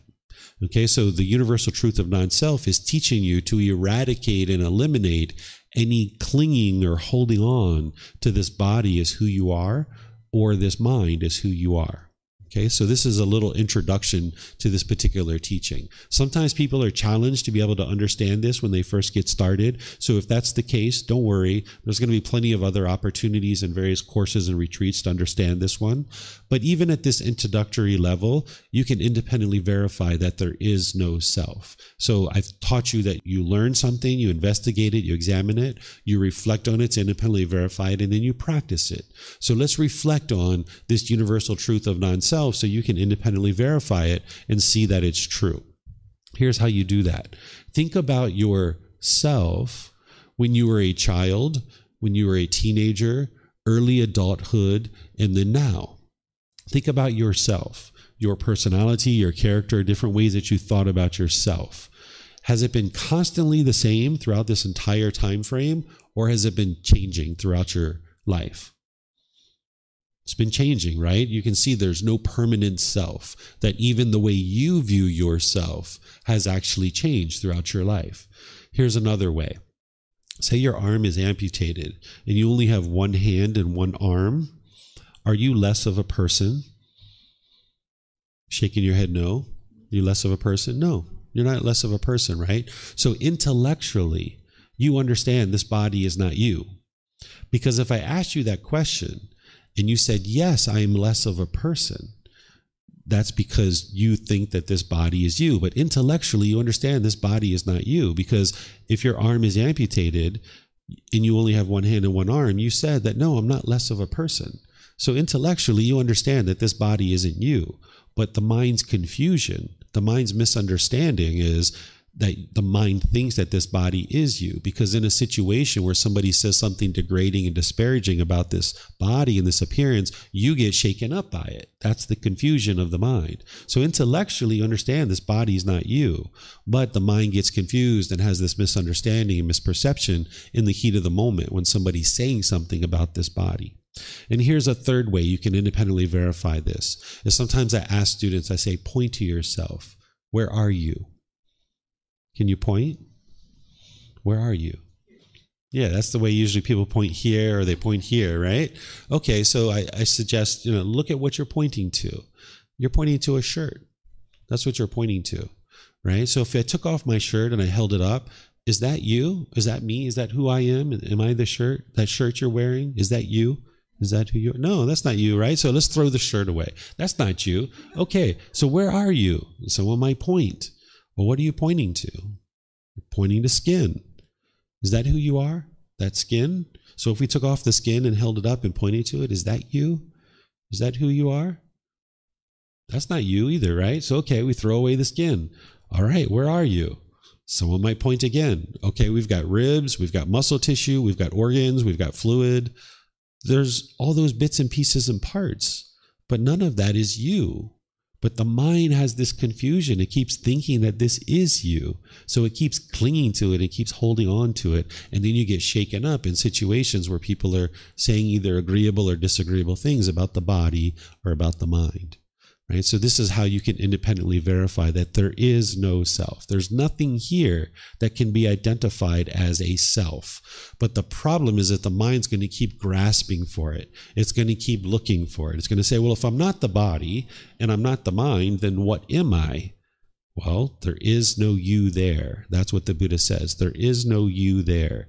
There is a body, there is a mind, but the mind needs to get to a point where it doesn't identify with this as who you are. And this takes training. It takes time to gradually work towards that. So I'm going to pause here and see what questions you guys have. You're welcome to ask any and all questions before we move into understanding the Four Noble Truths. Remember, here at the temple, if you guys could use the microphones, and those of you guys online, you can put it into Facebook, YouTube, or Zoom, or in Zoom, you can electronically raise your hand and open up your mic and ask any questions that you like. So it looks like you have a question. Are there people alive now that are enlightened, or is the Buddha the only enlightened one that's ever existed? Yeah, there's people alive now that are enlightened. So during the lifetime of the Buddha, he attained enlightenment by himself. This is one of the things that makes a Buddha, is that they get to enlightenment by themselves without the help of any teachers or any guides. They then dedicate the rest of their life to sharing their independently discovered teachings with countless people, and countless people get to enlightenment during that person's lifetime, because the Buddha has deep wisdom of how to get to enlightenment. And then they preserve their teachings in such a way that countless more people get to enlightenment after their death. So during the lifetime of the Buddha, him and countless other people were enlightened. And then after his death, countless more people have gotten to enlightenment since then. We are at this low point in society where his teachings have practically disappeared, and there's not massive number of enlightened beings like there was during the lifetime of the Buddha, but there are enlightened beings that exist today. But an enlightened being is not going to tell you that they're enlightened. So you shouldn't expect that someone's going to walk up to you and tell you that they're enlightened. If somebody does, that's the best way to know someone's not enlightened, is if they tell you that they are enlightened. Because an enlightened being wouldn't have ego and arrogance. They wouldn't be walking around bragging and being boastful that they're enlightened. They're not going to have a desire for you to know that they're enlightened. Their mind is peaceful and joyful, and they're just going to go about their life. So you wouldn't have an enlightened being, and a truly enlightened being wouldn't walk up to you and say, by the way, I'm enlightened. Okay, so what? If you're so enlightened, go be enlightened, go be peaceful, go be joyful, right? So yes, there are people that are enlightened today. Okay, and one more follow-up question. I have a background in science, so, and I don't believe all of the whole cult around science, but I'm sure at some point, like people who follow Buddhist teachings thought about a way to measure enlightenment. Is that a good way to think about it, or has that idea been passed around, and is it actually done? Yeah, there's 4 individual stages of enlightenment. The mind's actually enlightened when you get to the 4th stage, and you can actually see that your mind has attained enlightenment. An individual will know for themselves that they've attained enlightenment, and people who know what enlightenment is and or have attained it, they can tell when other people are enlightened. It's possible to determine that. You don't need to walk around and try to determine if people are enlightened. But if you're studying with a teacher, you would like to know that they're either enlightened or very close to it. So it does help to know how to determine if someone's enlightened or not. And you can do this through the observation of a person's mind and their mannerisms and their conduct and the way they interact in the world, the condition of their mind. You can tell whether someone's enlightened or not. Nowadays, science is researching these kinds of things in terms of like CAT scans and MRIs, because when you're training the mind and the brain are 2 different things. But when you're training the mind, it does affect the brain. And now with CAT scans and MRIs and things like this, we can actually see the changes that are occurring in the brain when you're training the mind. So there's people that are starting to look at this and figure out how to kind of measure these kinds of things. But we know enough about enlightenment that it's possible to determine whether someone else is enlightened or not, if you know what enlightenment is and how to determine it. So people here in Thailand, there's people that know how to determine whether someone's enlightened or not. And last question, why are enlightened beings an exception to the rule of impermanence? So what the universal truth of impermanence is saying is that all conditioned objects are going to arise, change, and fade away. So there's not an exception for enlightened beings that there's an exception to impermanence. What impermanence is explaining is conditioned objects will arise, change, and fade away. And what a conditioned object is any material thing in the world, anything you see, hear, smell, taste, anything that comes in contact with the body, or any thoughts or ideas through the mind. This is all impermanence. And an enlightened being will experience impermanence all around you. But the mind of an enlightened being is what's called unconditioned. It's been purified of all the conditions that are causing it to experience discontentedness. So a unconditioned object, it doesn't arise, it doesn't change, and it doesn't fade away. So by the time you've gotten to enlightenment, you've purified your mind of the causes and conditions that are producing discontentedness. So that's why an enlightened being won't experience any anger or sadness or frustration. The mental qualities that they're experiencing are permanent because they're unconditioned. There's no condition that's causing the peace and the joy in the enlightened mind. So therefore, there's nothing that can occur that's going to take that peace and joy out of the enlightened mind. Does that make sense for you? Yeah. So the Buddha here, what I'm saying is I say everything in the world is constantly changing. And when I say everything in the world, I mean all the material objects. But enlightenment and the natural laws of existence, they're unconditioned. So those, I don't describe them as in the world because they're not a material object.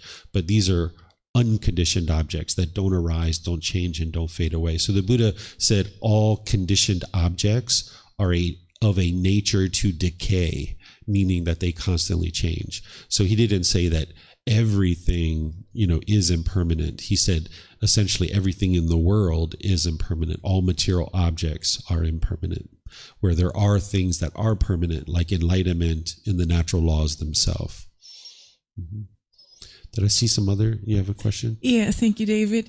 I've got a practical question related to the third universal truth, no self, realizing that there's no permanent self. So I really used to be attached to people thinking, I wanted people to think that I was pretty. And I've been gradually letting go of that. It's just amazing how efficient it is, actually. But I caught a new attachment that's like deeper. I want people to perceive me as someone who's well-groomed, clean, or at least like decently groomed. And like, what should I do? Should I start walking around like smelling bad? And then it's like a dilemma. And then I also see you, and you look very like clean, put together. So please guide me on this if you could. Yeah. So it's important to not take pleasure when somebody says, oh, wow, you smell so great, right? If you get pleasant feelings from that, then when somebody walks by, I'm like, what's that smell?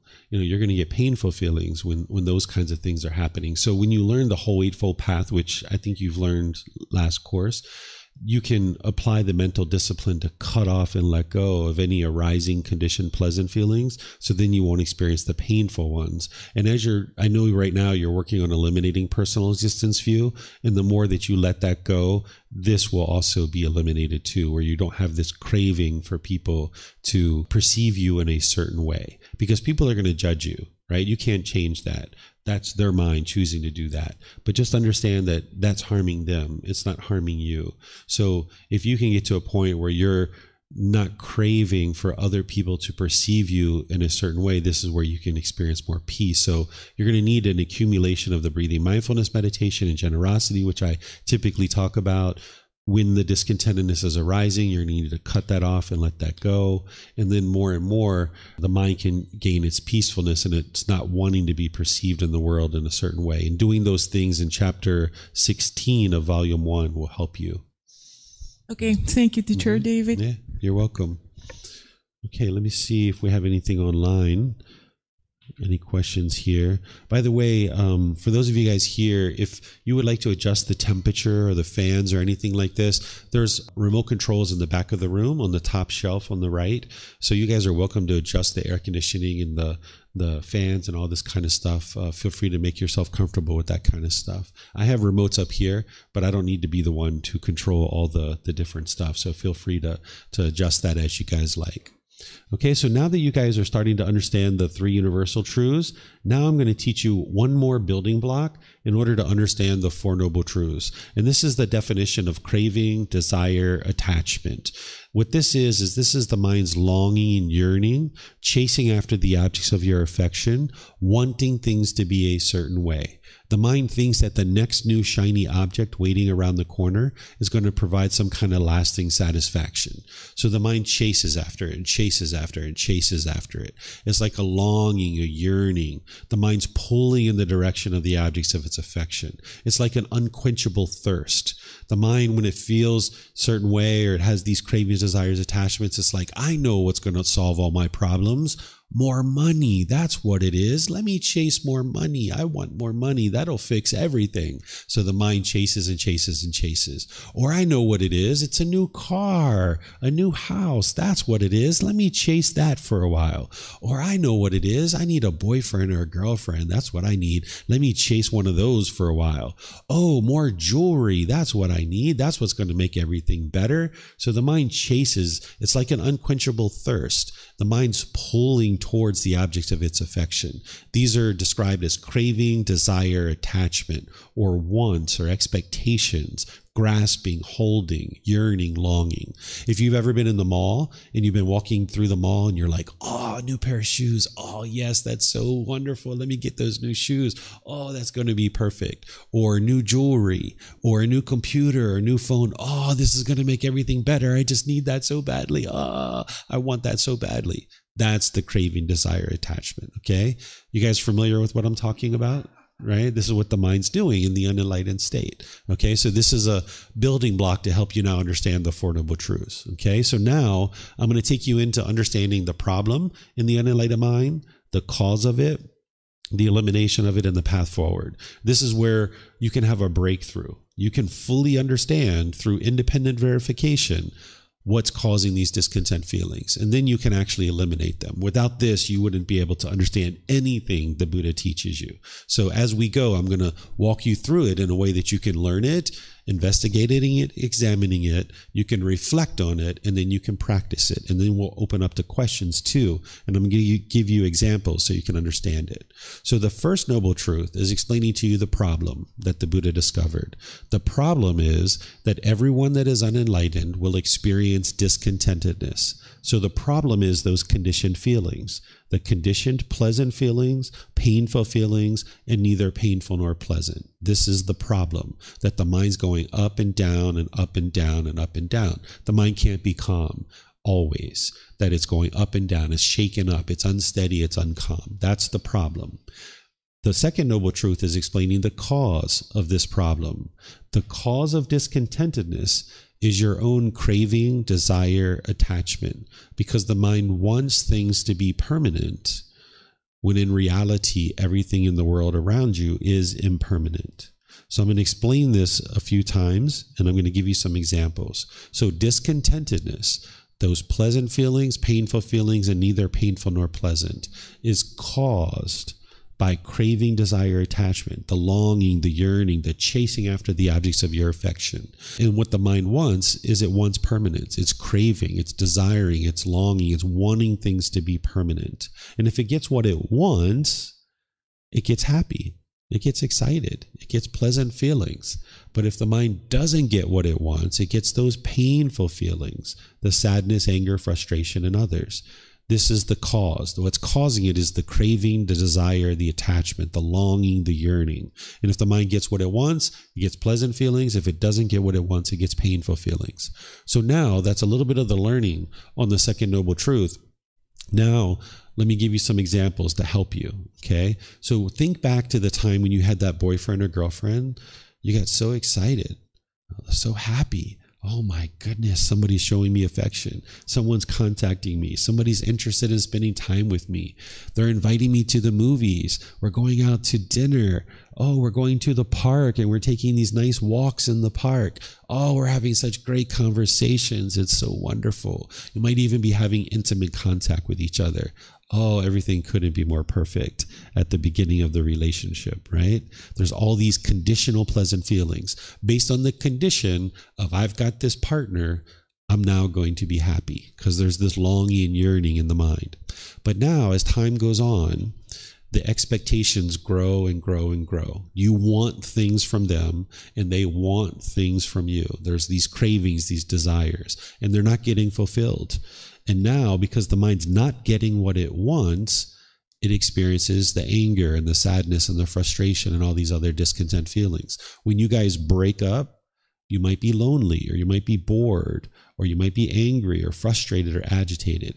This is because the mind's craving permanence. It's wanting this relationship to be permanent, when in reality it was always impermanent. But the mind didn't have the wisdom to understand that. It didn't understand the universal truth of impermanence back then. The mind was craving permanence. It was wanting this boyfriend or girlfriend to be permanent in your life. And when the mind was confronted with this impermanence, it didn't understand it. And the mind was holding on. So you were angry or frustrated or lonely or bored, or you were missing this person. So the mind was holding on and holding on and holding on, right? So at some point, you might have said, you know what? If he wants to be with another person, so be it. If she wants to be with someone else, so be it. If they want to move to another part of the country, so be it. And your mind let them go, right? But as long as your mind was holding on, as long as you were having craving, desire, attachment, craving the permanence, your mind was experiencing discontentedness. This is the craving, the desire, the mind craving permanence. It's not the boyfriend or girlfriend that's causing your mind to be angry or frustrated or sad. It's your own mind causing this. It's the craving, the desire, the attachment, the wanting permanence. Here's another example. If you ever bought a brand new car or some other brand new object, say you got this perfect car, it's the perfect sports car or 4x4 truck or whatever it is that you want, that's the perfect car for you. You saved all your money, you worked really hard, and you bought this car, and you drive off the dealer's parking lot and you feel so accomplished and so successful. And now you go park your car in the front of a store and you go inside to purchase something, and you come outside and there's a scratch across your car. Oh my goodness, so frustrated, right? It's not the scratch that's causing the frustration. And it's not the person who scratched your car. They're not the one who's causing this. What's causing the frustration or the anger, whatever feeling you're experiencing, is the mind's craving permanence. It's wanting this car to look permanently beautiful. right? This car can't be permanently beautiful. It's just not possible. The paint's going to fade. The upholstery is going to get ripped and torn. The tires are going to need to be changed. This is all just impermanence. But the mind in the unenlightened state, with the lack of the universal truth of impermanence, with that lack of wisdom, the mind will crave permanence. And as long as your mind's craving permanence, when you're confronted with impermanence, you won't like it. Right? So a way to say that the mind craves permanence is to say that the mind does not like impermanence. The unenlightened mind doesn't like change. When things are changing, you don't like it. Think about your life. When you've moved locations, when you've changed jobs, when your boyfriend or girlfriends have changed, when your income has changed, your mind didn't like any of that change because it's craving permanence. So you can see this through your own life. So while we aspire not to ever scratch somebody's car, and that's what we would like to do, it's going to happen. Our car's going to get scratched. It's only a matter of time. It would be wonderful if nobody ever scratched our car. But that's not the world we live in. We live in an impermanent world. Remember, the Buddha is explaining to you the way the world is. He's not explaining to you the way the world should be. He's explaining to you the way the world is, right? And the way the world is that child's going to be pushing the cart through the shopping center. The wind's going to kick up and blow. And then next thing you know, they lost control of the cart and boom, you got a scratch on your car. It's going to happen. It's only a matter of time, right? And then you need to be able to respond to the situation. And that's a whole nother discussion. So we're not talking about what's wise or unwise in this situation, because it's wise to never scratch somebody's car. What we're talking about is what is causing this frustration? What is causing this anger? It's the craving for permanence. The mind's craving permanence, right? And you can see this in your relationships too. Since we're here to talk about harmony in relationships, when grandma and grandpa die, or mom or dad die, or brothers and sisters die, and you're sorrowful, when you're grieving, when you're sad, it's not the love that's causing that. The mind's craving for grandma and grandpa to be permanent. When they're alive, your craving is getting fulfilled and you feel happy. But when they die, you're confronted with this impermanence that the mind doesn't understand. And the mind's craving for them to be permanent. And now when you've confronted with this impermanence that they've died, the mind doesn't like it. And it gets angry or sad or frustrated or some other discontent feeling.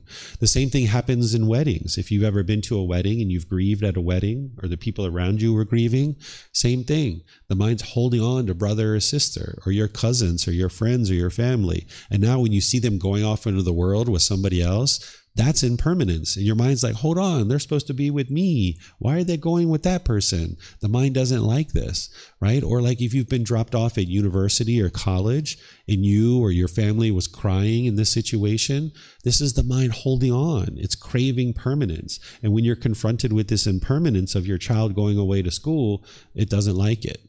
So if you can think back to kindergarten, I don't know if you guys have ever been around kindergarten children when they go to school, like pre-K and kindergarten, boy, do they cry, right? Just cry and cry and cry and cry and cry because they thought mom and dad were permanent and here they need to go off to school, right? They've been at home with mom and dad for 3 years, 4 years, 5 years, and here they need to go off into the world, right? For maybe a week or two. They might do this every single day as they go to school, right?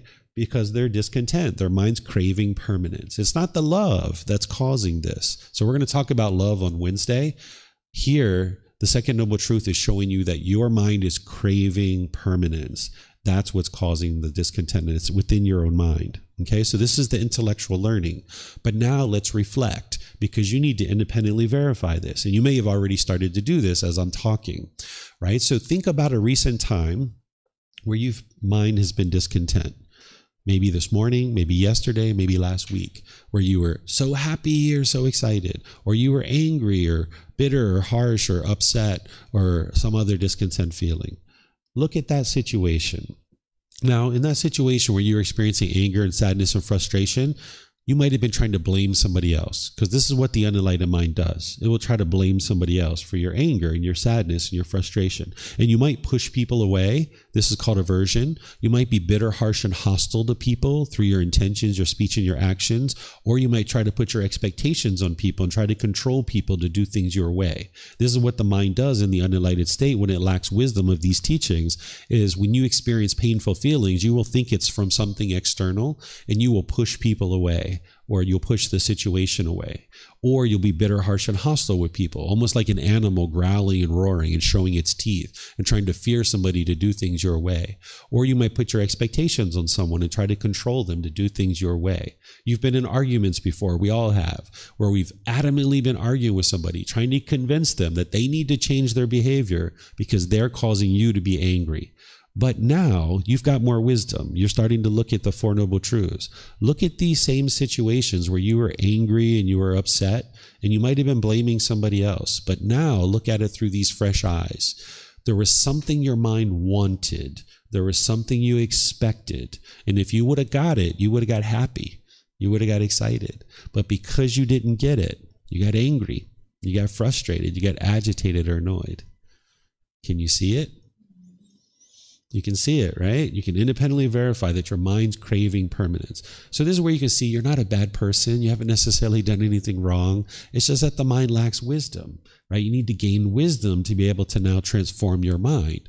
As long as you lack wisdom, you're not going to be able to transform your mind. So if you went around the world with wrong view, which is thinking other people are causing you to be angry, you'll never fix your problem. You'll just keep pushing people away. You'll keep being bitter, harsh, and hostile to people, and you'll keep putting your expectations on people, and people will leave out of your life because they're not interested in being around that, right? So you'll just stay stuck in this continuous cycle of being angry over and over and over again.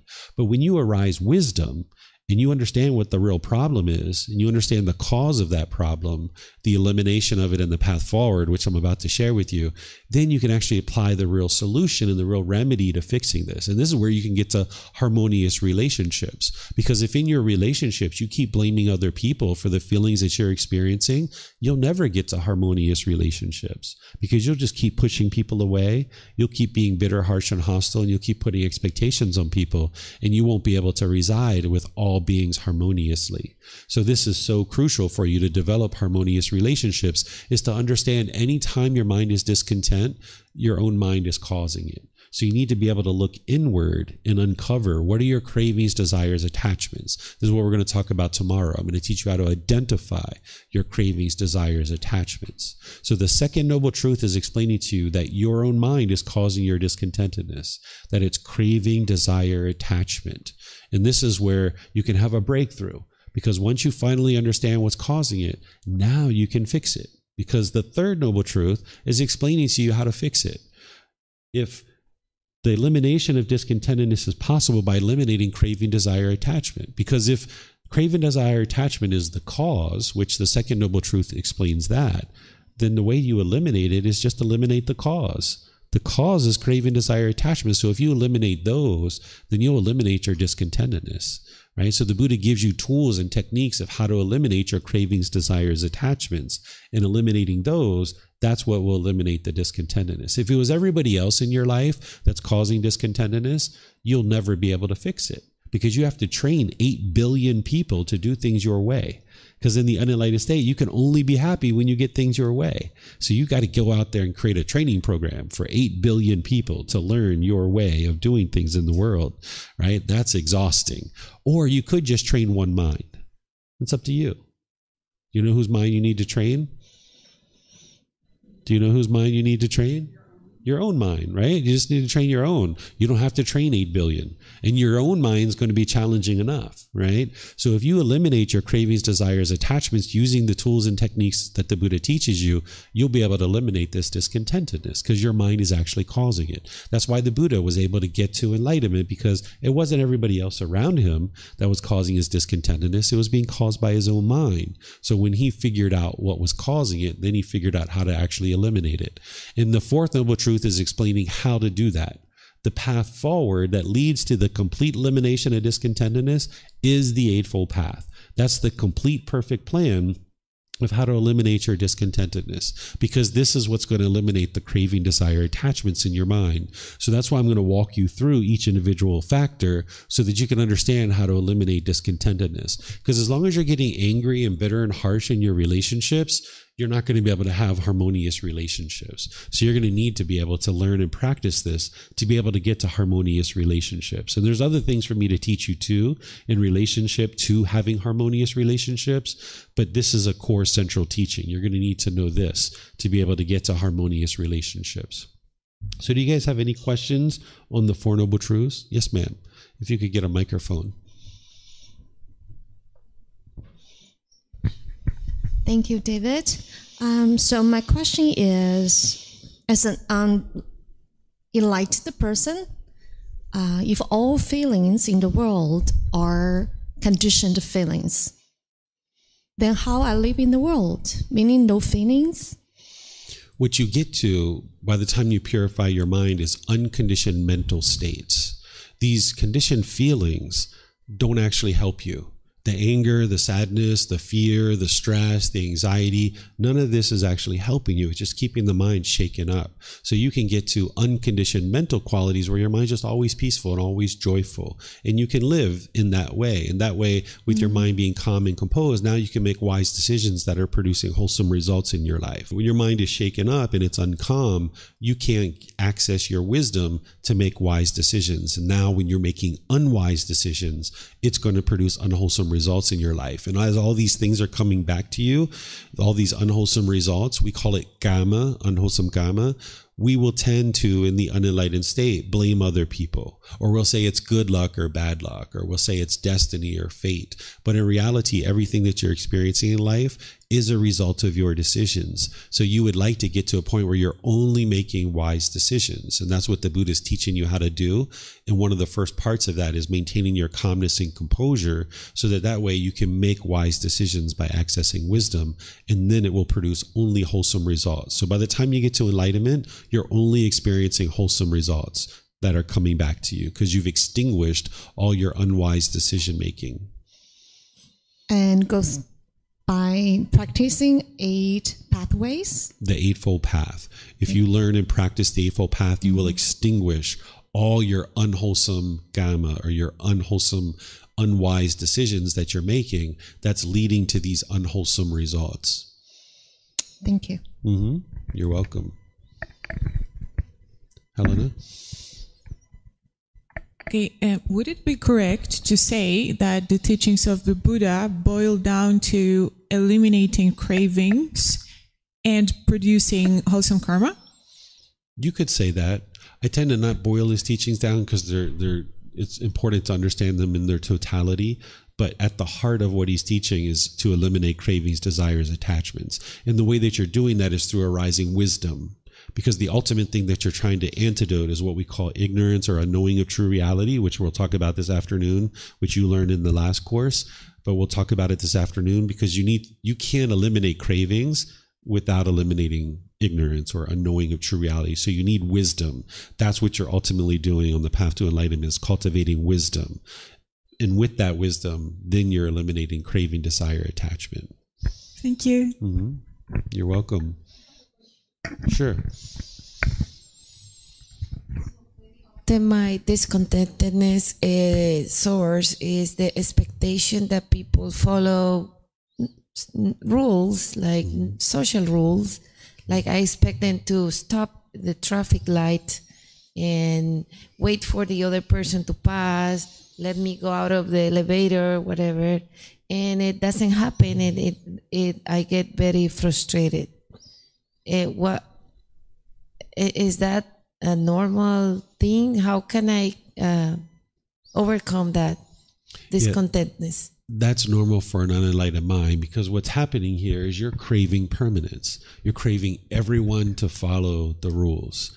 And with the universal truth of impermanence, are you ever going to live in a world where everybody follows the traffic rules perfectly? Will you ever live in that world? No. Exactly, right? Exactly. She said, for those of you guys at home, she said even herself, she forgets sometimes, right? So that's the universal truth of impermanence, right? But the mind craves this permanence. It wants things to be a certain way. And that's the underlying problem that the Buddha is pointing out to you here. He's giving you this little window into the unenlightened mind so you can see what's going on. And then the rest of the path, he's going to teach you how to fix it. So that's what I'll teach you with the rest of the path. Earlier you were talking about surrounding yourself with people that are supportive or like-minded.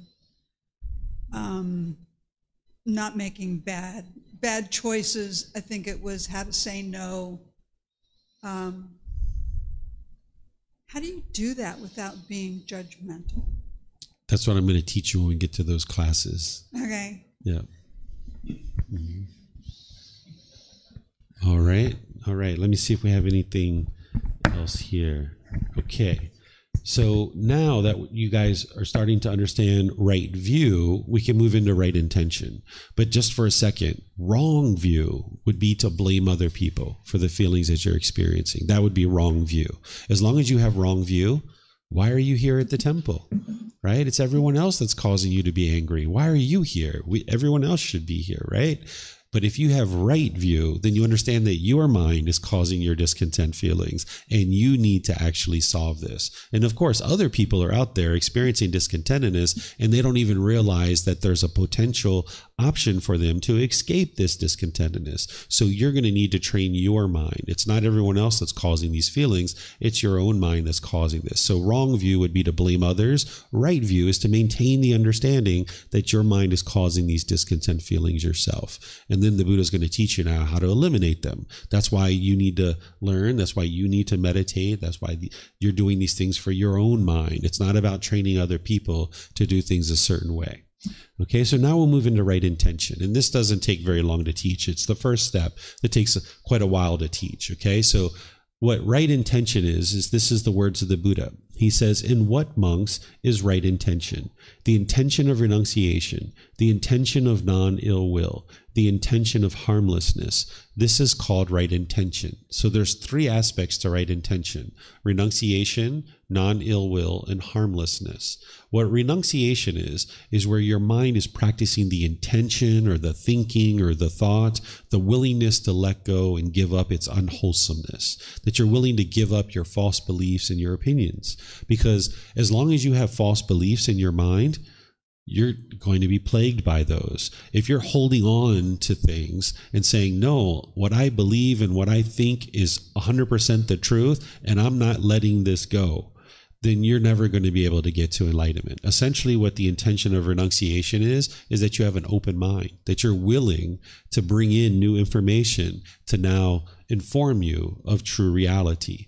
Because if you have beliefs in your mind, you don't know what's true or false, right? You're just believing it. So you're not getting rid of your false beliefs by bringing in new beliefs. That's not what the Buddha is teaching you.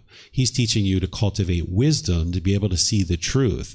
And when you see that truth and it's conflicting with all those beliefs in your mind, you got to be willing to let go of those beliefs because now you've got more wisdom. So one of the first beliefs that you need to eliminate is the belief that other people are causing you to be angry. That's one of the very first things that you need to be willing to let go of.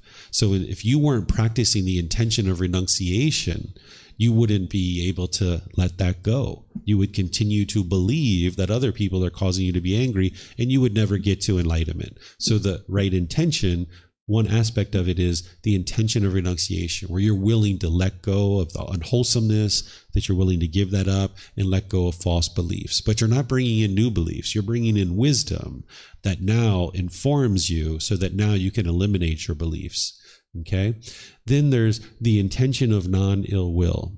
What non-ill will is this is a double negative. So non-ill will is the same thing as saying goodwill. So you're going to need the intention of goodwill. And what goodwill is loving kindness. We're going to talk about this in the course. What loving kindness is the intention of having all beings be well. The genuine interest of seeing all beings be well. That's what you would like to form, that thinking or that thought that you would like to see all beings be well. Then there's the intention of harmlessness. What harmlessness is where you're incapable or disinterested in causing harm to other beings. As long as you cause harm to others, this harm is going to come back to you. So you're going to need the intention or the thinking or the thought that you're disinterested in causing harm to others. And then the rest of the path, the Buddha is going to teach you how to do that, where you don't cause harm to others, right? But you're going to need to start it off with this wisdom section where you have the intention or the thinking or the thought of not causing harm to others or practicing harmlessness. So there's the intention of renunciation, the willingness to let go of all these false beliefs in the mind, the intention of non-ill will or practicing goodwill, a genuine interest in seeing all beings be well, and the intention or the thinking of the thought of harmlessness, where you're disinterested in causing harm to others. And this would form the right intention or the right thinking or the right thought. And now you build on top of that. So just to summarize this, is right view is the Four Noble Truths and accepting responsibility for your own feelings, your intentions, your speech, and your actions. That you understand that what you experience in your life is a result of the decisions that you're making. That this anger and sadness and stress and guilt and shame and fear and shyness and all these other discontent feelings, it's being caused by your own cravings, desires, attachments. That's what right view is. Right intention is the intention of renunciation, non-ill will or loving kindness, and the intention of harmlessness. And this forms the wisdom section of the Eightfold Path. This gives you the foundation to now build your moral conduct. Because why would you ever change and improve your speech or actions in your livelihood if it's everyone else that's causing these difficulties in your life? So that's why you need to start with right view. And you need to have the intention of being disinterested in causing harm to others, so that now you can move into the moral conduct and you can improve your moral conduct in the way that you interact in the world. Because as long as you're having speech, actions, and a livelihood, which is causing harm to others, this harm is going to come back to you. Okay, so this is usually where I take a break. So I take usually a 15-20 minute break, but do you guys have any questions? Break or questions? What would you guys like? Can wait. No, please, go ahead. Well, sometimes when I get to this point, people are like, no, don't take a break. Keep going, keep going. Yeah, so I had a question on right intention. Mm-hmm. So, yeah, there was a time I was at this place and I was not intentionally having any wrong intentions, but for a second or two, because the person I was talking to, I guess I assumed or I felt that they were speaking lie or something along that line, and I was not intentionally having any bad intentions, but for just even a second or two, this thought came up, but I let it go. But yeah, so what I felt till that point, I was at this retreat, and till that point I was just feeling all fearless and having this peace of mind. But that night I had this nightmare, and I exactly knew why this nightmare came, and I exactly knew what I needed to change, because it was only for this few seconds of ill will that I had. This came, and I read this discourse from Buddha which said, like, fear only comes when you cause harm to yourself or to others by speech or mind. So I was not causing any harm with body or speech, but I think my mind was doing this. And I don't know how to not have this. But later what I did was because I knew that this was the cause of it, I just went on and I spent the time around that person more. And I just, whenever anything like that came up, I just cut it off and tried to be more kind and polite towards this person. And what I noticed is they eventually let go of this craving of theirs to maybe talk a different way. So, but I don't know how this thing came up in my mind even for a split seconds, and how can I get rid of this? So this is in the mental discipline section, where you learn how to get rid of these unwholesome thoughts coming up, right? So let's wait until we get to that, and I'll explain it to you how to get rid of them. But one of the things that you mentioned there is that you said that you saw something from the Buddha where he says that fear only arises when you harm to others, I think it was, or something along those lines. This is actually not true, and I suspect that the Buddha didn't say that. You might have seen a discourse that you're interpreting that way, but if you still have access to it, if you'd like to bring it and show it to me, I'll help you, because it's actually craving, desire, attachment that's causing this. Sometimes when people read the teachings of the Buddha, they don't fully understand, and having a teacher help you to be able to understand, because fear can arise through craving, desire, attachment. That's what's causing the fear to arise. It's not just by causing harm to others. But yes, if you cause harm to others, there's the potential for fear to arise in the mind, but there's a craving, desire, attachment that's causing it. So it's not only because of that is going to cause the fear to arise, because you can have fear of death, for example, your own death, or you can have fear of spiders, right? You haven't caused any harm to the spider. So it's always going to be an underlying craving, desire, attachment that's causing the fear. So if you have access to that thing that you thought the Buddha was saying, that you can share it with me and I'll help you to be able to see that.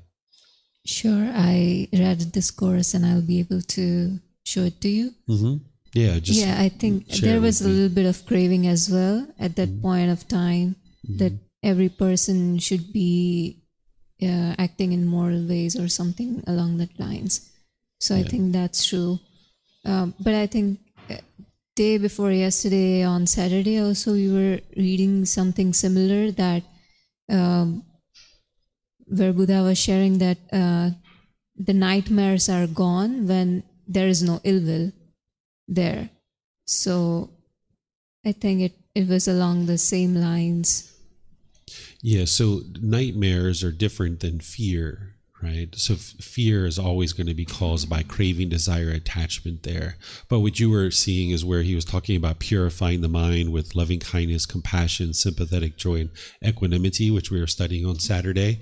And he was saying that when you do this, you will not have bad dreams, is what he was saying. Yeah. Okay, all right. Mm-hmm.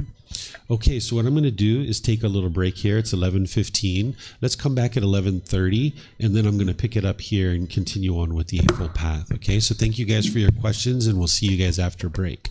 Okay.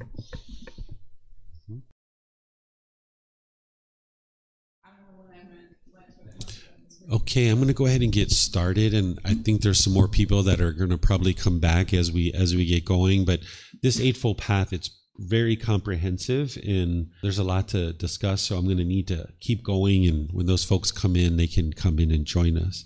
Okay, so we're going to move into right speech, right action, and right livelihood. This is the moral conduct section, and whenever you're studying the moral conduct section of anything related to the teachings of the Buddha, whether it's the Eightfold Path or any other moral conduct that he teaches, which plugs into the Eightfold Path, you should always remember that what he's teaching you is the natural law of Karma, of cause and effect, or action and result. He's not trying to give you rules. He's not giving you commandments. He's not telling you what you should or shouldn't do in your life, because that's up to you to decide those things. But instead, he's showing you the causes and conditions that are causing harm to others, and then this harm is going to come back to you. So there's certain speech, certain actions, and certain livelihood that you could be causing harm. And if you don't know the natural law of Karma related to the harms that you could cause, then you're most likely doing some of these things, and then that's going to produce unwholesome results for you. So by gaining the wisdom of the natural law of Karma around speech, actions, and livelihood, you can make wise decisions around your moral conduct, and then you'll experience wholesome results coming back to you based on your wise choices around your moral conduct. So I'm going to introduce you to the teachings of the Buddha around speech, actions, and livelihood. But what's at the heart of this is the natural law of Karma, of cause and effect, or action and result. There isn't anything mystical or magical with the natural law of Karma. There's no being that's overseeing it. It's not punishments and rewards. It's literally like a sequence of events, that if there's a certain action, there's going to be a certain result. Or if there's a cause, there's going to be an effect. There are certain decisions we make either wise, that produce wholesome results, or unwisely, and it produces unwholesome results. That's what essentially the natural law of Karma is in a nutshell. So now we can look at the Eightfold Path in terms of right speech and see what the Buddha taught here, because he's exposing you to the natural law of Karma in the way that it would be wise to speak. And during the lifetime of the Buddha, they referred to it as right speech, but that's all they had during the lifetime of the Buddha was speech. Nowadays we have all kinds of ways of communicating. So you might think of this as right communication, because we have emails and text messages and social media, we have phone calls, we have all kinds of things that involves communicating with others. And the Buddha is teaching us how to ensure that through the natural law of Karma, that we're practicing communication in a way that doesn't cause harm to others. Because when you cause harm to others, this harm is going to come back to you. So here he's teaching you to eliminate lying, slander, harsh speech, and frivolous speech. And you can learn this, and then you can independently verify that it's true. Because think about times when you've lied, because we all lied growing up. Did it produce wholesome results for you or unwholesome results? We can see it produced unwholesome results, right? Because people discovered our lies. And when they discovered our lies, they found us to be undependable, right? And that we weren't trustworthy. And at the very least, if you've done a lot of lying, you know that your mind was obsessively trying to figure out, what did you say to one person versus another person and another person? And you're having to keep all this stuff straight. How can you ever get to a peaceful and joyful mind and a peaceful and joyful life if your mind's having to obsessively figure out what you said to one person versus another? So by eliminating lying and only speaking the truth, you'll be able to get to the point where your mind can be at ease and you can be peaceful and you'll have harmonious relationships. Then in terms of slander, this is like degrading or diminishing speech where you're maybe gossiping about somebody, you're damaging someone's reputation, either an individual, an organization, or something like this, a group or population of people. If you're slandering and degrading and diminishing people, you can have something as significant as being beat up and injured or even murdered, right? People have been murdered from slander and gossip. Remember, the teachings of the Buddha aren't explaining to you the way the world should be. He's explaining to you the way the world is. And if you go out into the world and you start slandering and gossiping people, people are going to want to harm you. Right? This is why investigative reporters who are exposing things, and I'm not saying whether they should or shouldn't be doing those things, this is why they actually end up dead in some cases, because they're gossiping or slandering, even though it's their job, even though it's the news, this is what's leading to their death. So at the very least, you're going to have people gossiping and slandering about you. Right? When you're gossiping and slandering with your friends and family members and your back is turned, they're going to be gossiping and slandering about you. Right? At the very least. And at the height of this, you can get injured and beat up and even murdered for gossip and slander. So it's not wise to go out there and gossip and slander. And that's what the Buddha is teaching you. Then he talks about refraining from harsh speech. This is your tone, your tempo, and your word choice that you're going to need to pay attention to this. Because when you're harsh and bitter and hostile and you put that out, that's what's going to come back to you. So if you have children, if you have a life partner, if you have coworkers and friends and neighbors, and you're bitter, harsh, and hostile with them, that's what's going to come back to you. Those people are going to talk to you in the same way that you talk to them. So you would like to pay attention to your tone, your tempo, and your word choice, and eliminating any harshness.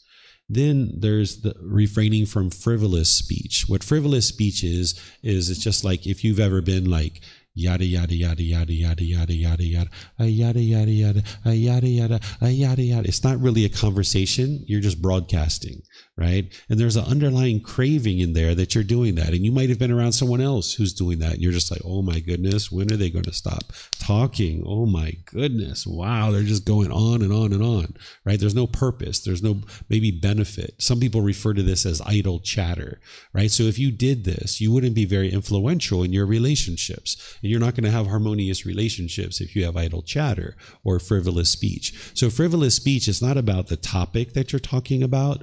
It's about making sure that you're having a conversation, that you're talking a little bit and then pausing and letting other people talk. And then you're listening and now you're talking and there's a conversation going on. So underlying each one of these things is a craving, desire, attachment. Because remember, the Eightfold Path is to help you eliminate craving, desire, attachment.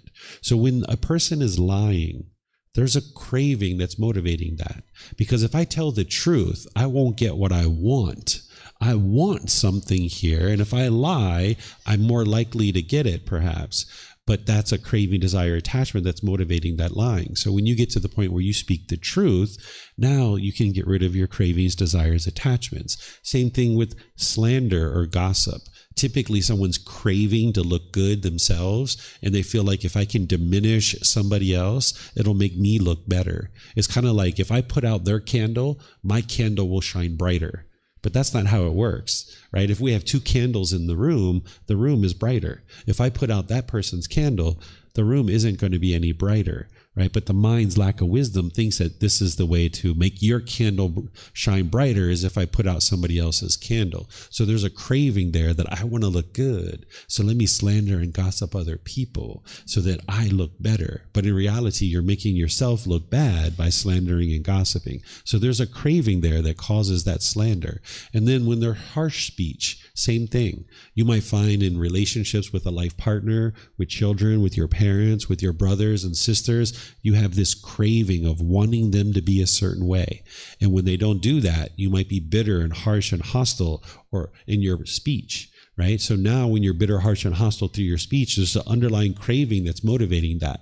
So when you learn to be gentle in your speech, you're eliminating craving, desire, attachment. And the same thing with frivolous speech. Frivolous speech, that yada, yada, yada, yada, yada, a yada, yada, a yada, yada. There's a craving in there that the mind just wants to talk. It just wants to talk. It just wants to keep talking and talking and talking and talking and talking. There's a craving. So what the Buddha is teaching you here, they're not rules. They're not commandments. He's showing you how to eliminate your cravings, desires, attachments. And by eliminating your cravings, desires, attachments, you won't be causing harm in the world. Because whenever you're causing harm through your speech with any of these things, that harm is going to come back to you. Because when you're lying, you're not going to be seen as dependable and reliable and trustworthy, and your relationships will struggle. When you're gossiping and slandering people, your relationships are going to struggle. When you're harsh and bitter and hostile, your relationships will struggle. And if you're having frivolous speech, your relationships will struggle. So you're not going to be able to get to harmonious relationships if you're not working on improving your right speech. You're going to need to improve your right speech to be able to get to harmonious relationships.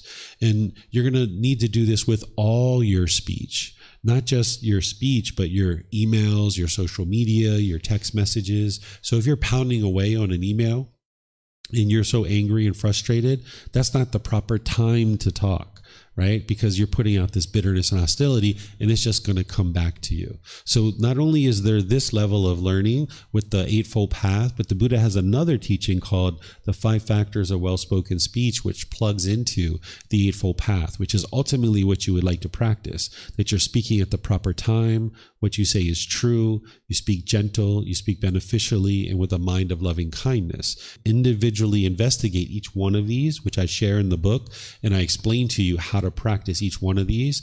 And you can see in situations where you didn't practice these, the conversation didn't go well. This is how you independently verify it. Think about a recent conversation that didn't go well. Either you or the other person, you weren't speaking at the right time. What you said maybe wasn't true. Maybe you weren't gentle. Maybe what you said wasn't beneficial, or maybe you weren't speaking with a mind of loving kindness. If you just missed one of these, the conversation didn't go well, right? But then look at conversations that did go well, because you've had conversations that have gone well, and you can see you and the other person were practicing all 5 of these. Right? So in that situation, you didn't know the 5 factors of well-spoken speech, but you were practicing them. But now when you learn these and you dial them in, you can consciously practice the 5 factors of well-spoken speech closer and closer. And this is where you'll have very successful relationships, because now you're speaking in a way that is harmless or that is wise. And there's something here in Thailand we call barami. This means the one who people listen to. And this is an individual who people are very influenced. When that person talks, people listen to that person because they know that this person's wise and they're very successful in life. And when we talk about success here in Thailand, it's about successful relationships, harmonious relationships. When we talk about success, we don't mean money or financially successful. But if someone has a lot of harmonious relationships in their life, they're successful, right? And the way that you become successful with harmonious relationships is you establish barami. Barami means the one who people listen to. And when you practice the 5 factors of well-spoken speech, you'll become influential in your family, in your business environment, professional environment, with your neighbors and friends and family. The more that you speak wisely, where you're not causing harm to others, people will be influenced by what it is that you have to say. It's not going to be 1 week or 1 month that you do this and all of a sudden you're influential. But if you start practicing this over many years, more and more people will see you as being very influential and very wise the way that you speak, because you're not causing harm to others. So it's going to be challenging for you to speak this way when you have craving, desire, attachment. with your mom and your brothers and your life partner and your children, you're probably going to be harsh, right? You can't just snap your fingers and instantly practice this just because you learned it here at the temple. That's where a lot of these other trainings that you're learning is going to come into play, where you're gradually training your mind to be able to do this more and more. So you're going to probably have some slip-ups. You're going to have some mishaps where you are bitter and you are harsh. But then you learn the wisdom and you keep training your mind, and more you practice this in all your relationships, because an enlightened being isn't going to be bitter and harsh and hostile in any relationships at all. They're going to be able to be harmonious in every single relationship. And that's because they're practicing the Eightfold Path perfectly. Okay, so if you would like more detail on the 5 factors of well-spoken speech, which I teach in other programs in a much more detail, you can learn in those videos and those online classes, or you can read the book, because I talk about this in detail. You're going to really need to dial this in closely, because you can cause a lot of harm through your speech. Think about when people speak to you in certain ways and your mind's like, whoa, you feel like, whoa, that hurt, right? Well, the other person isn't causing your pain, but the other person doesn't necessarily know that. So when you speak harsh and bitter to them and they experience painful feelings, they don't realize their mind is causing it, but you're creating an environment in which their mind is experiencing pain. And now they're going to associate those painful feelings that they're having to you. They're going to think you're causing their painful feelings, and they're going to push you aside. So when you clean up your moral conduct, people around you won't be experiencing painful feelings based on your conduct, because you're not doing anything to cause them painful feelings. But you can't cause them painful feelings, but you can create an environment in which their cravings get triggered. And now with their painful feelings, they'll falsely attribute that to you, and they'll push you aside, or they'll be bitter, harsh, and hostile with you. Okay, so you're going to need to clean up your speech. Then there's right action. This is all about not causing harm with your bodily actions, because if you're causing harm with your bodily actions, that harm is going to come back to you. And here in the Eightfold Path, the Buddha teaches 3 harmful bodily actions, but he doesn't give you an exhaustive list. If you look here, what he talks about is refraining from the taking of life, refraining from taking what is not given, and eliminating sexual misconduct. These are 3 very impactful bodily actions that can cause harm to others, and harm will then come back to you because of that. So you can clean this up. But there's other bodily actions that could cause harm too. Notice that he doesn't say don't walk up to someone and punch them in the face. But if you understand right action, you know that that would be very unwise, because if you punch somebody in the face, they're going to probably punch you back. Or they might pull out a gun or a knife, or their friends or family might attack you, right? So it's very unwise. So here he's just giving you 3 impactful ones. He's not giving you an exhaustive list. He doesn't say don't drag your suitcase through the aisle of an airplane and run over people's feet and bump into their knees, because planes didn't even exist during his lifetime. So there's not a way for him to give you an exhaustive list of every single bodily action that would cause harm. But if you understand this factor of the Eightfold Path, and you know as you're interacting in the world with your body, you're not interested in causing harm through the body, right? So you'd like to ensure that you're not inflicting harm on anybody or yourself through your own bodily actions. And these are 3 impactful ones. So he includes those in the Eightfold Path. And then there's something called the 5 precepts that plugs into this and gives you more detail on this, particularly something like sexual misconduct, because sometimes people say, well, what is sexual misconduct? Well, in the 5 precepts, he explains it to you. He talks about having sex with minors. He talks about having multiple sexual partners at one time. He talks about having sex with people who are in existing relationships. He talks about these kinds of things, sex without consent, like raping people. But it's important to note that he doesn't teach same-gender relationships as being harmful, because there's no harm that's being caused there. If you have a male and a female who's choosing to have sex, they're in a loyal, loving, consenting relationship. They're not causing harm to anyone.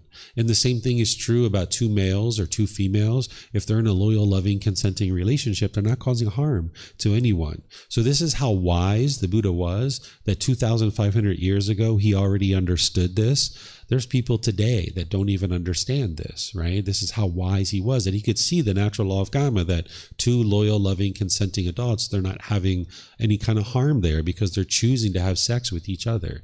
So if you ever study the 5 precepts, which I teach in other programs and I have in this first book, you'll see the original words of the Buddha where he's talking about sexual misconduct and he's talking about other things, and he's explaining it to you through the natural law of karma, of cause and effect, or action and result. And if you understand the universal truth of impermanence, then you understand that it's not possible for everybody to be interested in having sex with someone of the opposite gender, right? If everybody was interested in having sex with someone of the opposite gender, this would be permanence.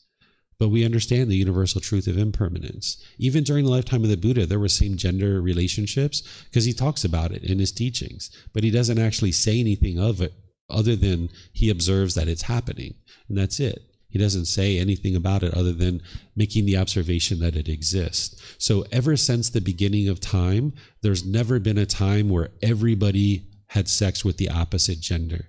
Because of the universal truth of impermanence, we know that males and males and females have been having sex with each other since the beginning of time.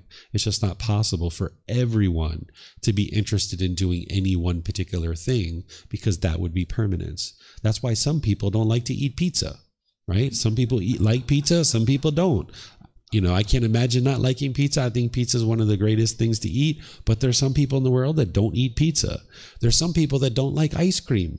Right? That's the universal truth of impermanence, right? There's people that are like that. And it's the same thing with our sexual contact too, that different people have different experiences and have interest in different things. This is the universal truth of impermanence. Okay, so this is right action, that you are not interested in causing harm through your bodily actions. Then there's right livelihood. Well, right livelihood is how you choose to sustain your life in the world. And the Buddha is teaching you not to cause harm through the way that you sustain your life. That if you have a job or occupation where you're causing harm to others, this harm is going to come back to you.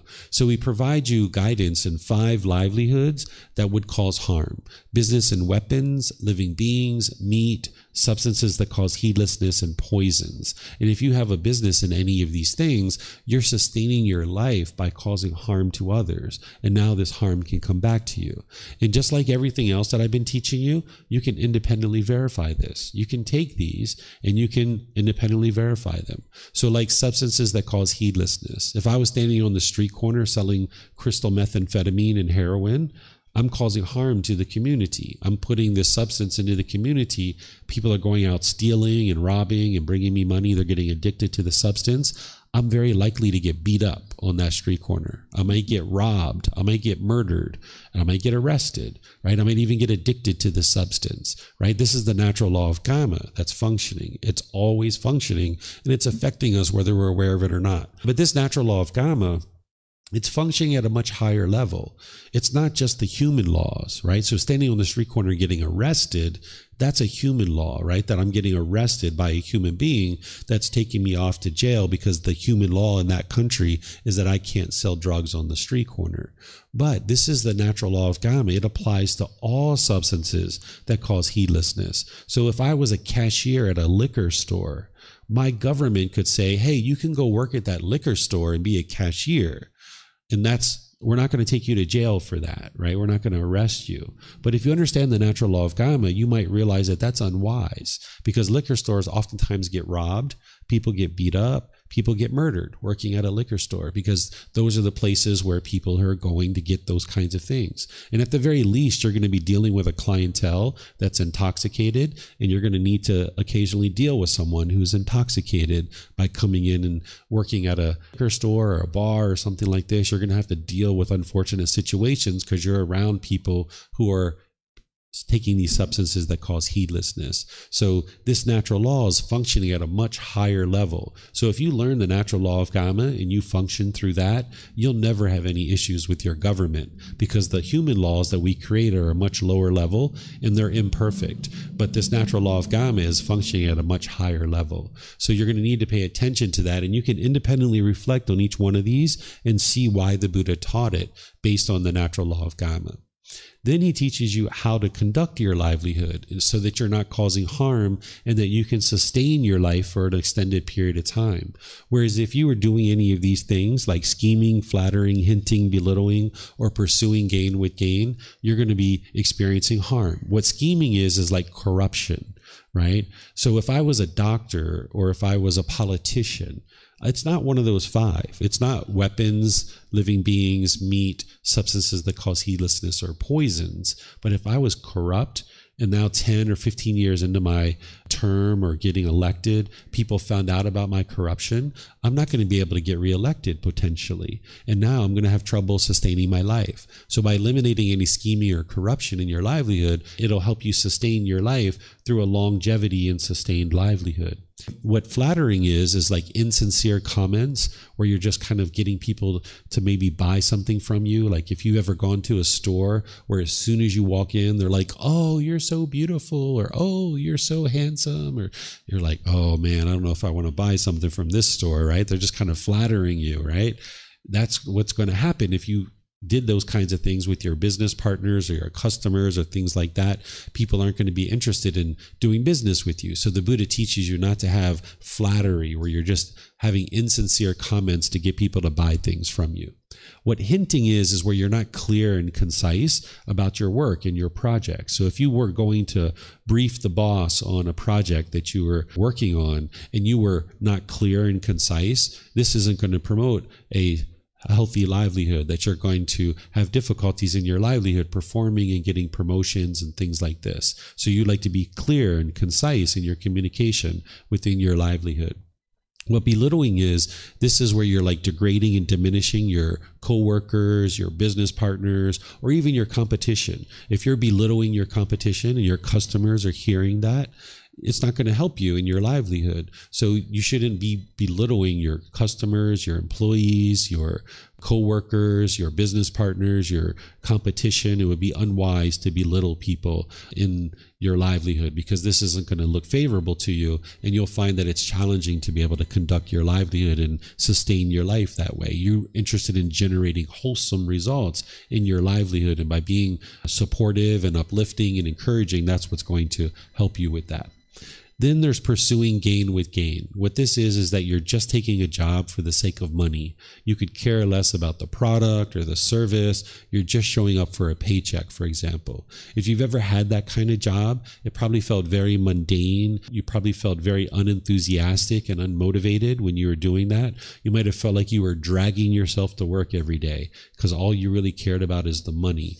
And now eventually that craving burned out and you didn't really care about the work that you're doing. So what the Buddha ultimately is guiding you to do when you fully understand right livelihood is to have enthusiasm and motivation and ambition in your livelihood where it doesn't feel like work, right? Like work is like a 4-letter word for some people. It's like, oh, I gotta work, right? But it doesn't have to be like that. You can actually enjoy what you're doing. Like I don't consider what I'm doing right now work. I just thoroughly enjoy sharing the teachings of the Buddha with all of you guys. And that's why even when it's raining outside and I'm on my motorbike and I'm on my way here and it's pouring down raining, I just got a smile on my face. It's like, yeah, I'm going to get to the temple and share those teachings with people and help them get to enlightenment. And it doesn't matter what's going on. So you can be enthused and motivated and have ambition in your livelihood. So you don't need to go to work and drag yourself to work each individual day. But based on your decisions that you're making about your work, you might get to that point. So the Buddha teaches you in this teaching and other teachings that he shares how to purify your livelihood, where you can have ambition and enthusiasm and motivation in your livelihood. And it's going to be based on the choices that you make about your livelihood. So you don't have to drag yourself to work each day, but your feet can hit the ground and you can have enthusiasm and really enjoy going to do this thing. Whereas if 6, 8, 10 hours a day, you despise what you're doing on a day-to-day basis, you're not going to have a peaceful and joyful mind or a peaceful and joyful life because you don't enjoy what you're doing in order to sustain your life. So there's ways to purify your livelihood where you can enjoy what you do in your day-to-day activity and how you choose to sustain your life. By the time you get to a right livelihood, whatever you're doing, you're going to be enjoying it so much that even if you didn't get paid for it, you would still do that thing. Of course, you're going to need payment. You're going to need a paycheck. You're going to need an income in order to sustain your life. But when you actually select a certain livelihood that you thoroughly enjoy, you would actually do that even if you did get paid for it, because you enjoy it that much. That is just something that you have ambition and motivation towards. Okay, so this is right livelihood to the first level of purification. If you're in a job right now that you don't like, or if you're in between jobs, or you're interested in getting a new job, or you're in a certain job that you'd like to switch, I would suggest that you read volume 12, chapter 14. In that volume over there on the bookshelf and on our website, that's where the Buddha teaches all the exhaustive teachings, the entire right livelihood. This is just the first fold of purification. There's additional teachings around your right livelihood to get you to a point where you can select a livelihood that you feel ambition and enthusiasm around. So you might need to look to that particular chapter, volume 12, chapter 14. Okay, so this is your moral conduct, where with right speech, you would like to not cause harm through your verbal conduct. And the Buddha's giving you guidance on how to do this, and you're just going to need to learn it and dial it in closer and closer, realizing you're going to make mistakes. You're going to have mishaps along the way, because it's gradual training, gradual practice, and gradual progress. You're not going to be able to just snap your fingers and instantly practice right speech. Then there's right action, where you would like your bodily actions to be harmless. Then there's right livelihood, where you're choosing to sustain your life in a way that doesn't cause harm to others, and you can have enthusiasm and motivation and encouragement around your livelihood. So you would like to purify your speech, your actions, and your livelihood. And remember, when we're talking about speech, it's not just verbal communication, it's text, chat, post, and email. So if you're pounding on your keyboard, all angry and wanting to send that email, maybe hit save instead of send. Right? Because when you hit send and you send that hostility out into the world, it's just going to come back to you. So hit save and come back a few hours later or a few days later and take a look at that. So do you guys have any questions on the moral conduct section?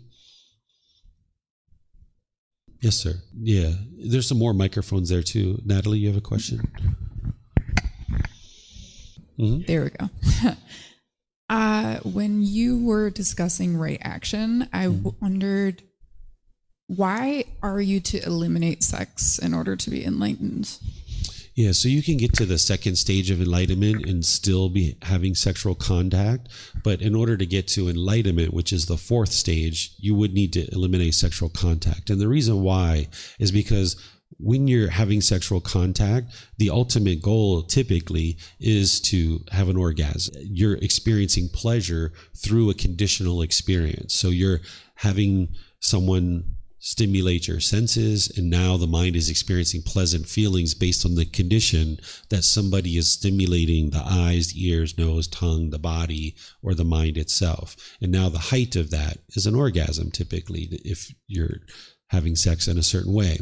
Well, as long as you're doing that, you'll experience pleasant feelings, and you'll experience pleasant feelings during the sexual intercourse, and then even afterwards, there'll be some pleasant feelings for a period of time.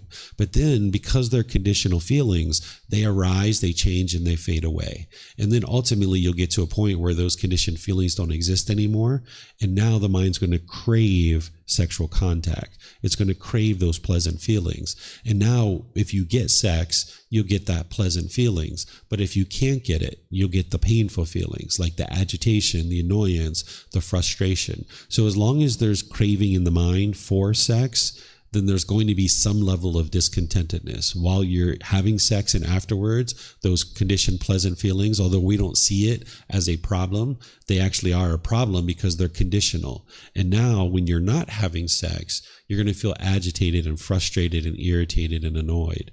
So in the unenlightened state, we will tend to have sex because we're wanting those pleasant feelings. But as you start arising more and more the qualities of enlightenment, and you start seeing the peace and the joy starting to shine through, you'll actually start appreciating that peace and joy more than this temporary pleasant feeling.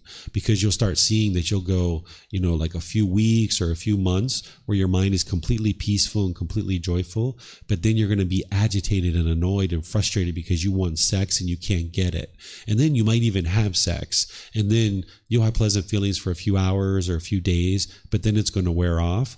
and your mind's going to be back to the painful feelings. Where more and more as you train your mind and you see the peacefulness and joy come through, you're going to start appreciating that more, and on your own you might decide to start eliminating the sexual contact. But that might not be where you're at right now in your practice, and that's okay. That you might have sex for the next 5 years, 10 years, 20 years, 30 years, who knows how long. Everybody's a little bit different. But if you ever would like to get to the complete peace where your mind's always peaceful and always joyful, if you have a craving in your mind for sex, then you can only be happy when you get it. And when you don't get it, you'll be agitated and annoyed. So that's why ultimately you need to eliminate the craving for sex, so that way your mind can be permanently peaceful and joyful all the time. Thank you. Yep. So when or if somebody's interested in doing that, it's up for each individual to decide. Yes, sir.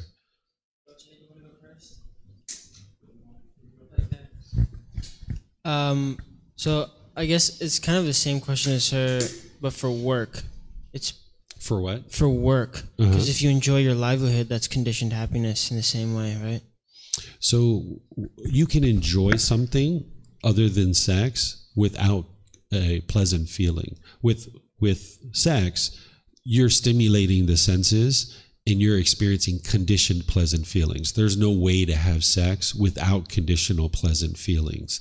But you can enjoy something like work or a piece of chocolate cake or ice cream. You can enjoy these things without conditional pleasant feelings. So I can give you some examples to help you here. So with like a piece of chocolate cake, there can be conditional pleasant feelings if there's a craving, desire, attachment. If there's a craving, desire, attachment, and you go to a restaurant and you get a piece of chocolate cake, you can be so excited that they have that chocolate cake because it tastes so good. And oh man, I can't wait to get my hands on that chocolate cake. And now when you eat it, you feel so happy and excited you got your chocolate cake. But then when you come back a week later and you ask for chocolate cake and they don't have it, you'll be agitated or frustrated or annoyed, right? And that's because of the craving, desire, attachment for that piece of chocolate cake. You can eliminate that craving, desire, attachment, and you can understand that this cake is impermanent. And now when I come to the restaurant, they may or may not have my chocolate cake. And if they have it, great. I will eat it and I will enjoy it. And I know it tastes good, but you're not getting conditional pleasant feelings from it.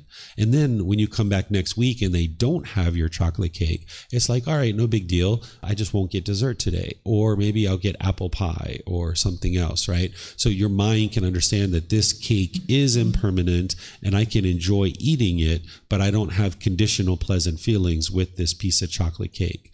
But with sex, it's not like that. With sex, as you're stimulating all the senses of the body and the eyes, ears, nose, tongue, and the body and the mind itself, there's going to be conditioned pleasant feelings. You can't have sex without those things. So that's why ultimately with something like sex, the mind has to fully eliminate the craving, desire, attachment for it, because it will experience agitation when it's not getting it.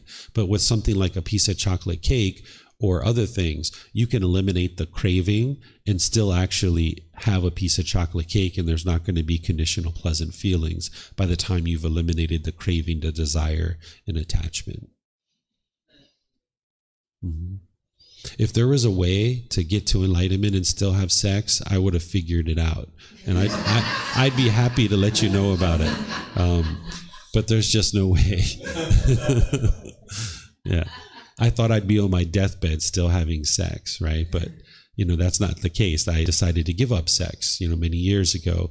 But, oftentimes we think that, sex is the most wonderful thing in the world and we're going to be doing it until our deathbed, right? But say, as in my experience, when the mind is experiencing more and more qualities of this enlightened mind, you'll start realizing that there's something better than sex, and it's enlightenment.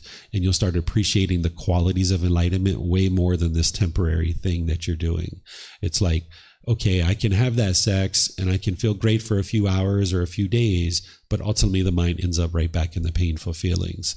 Where with enlightenment, the more and more you see the qualities of enlightenment shine through, you're like, wow, I like that better. I would rather have that. And now the mind says, hey, I'm going to let go of this temporary happiness in order to get to this permanent happiness.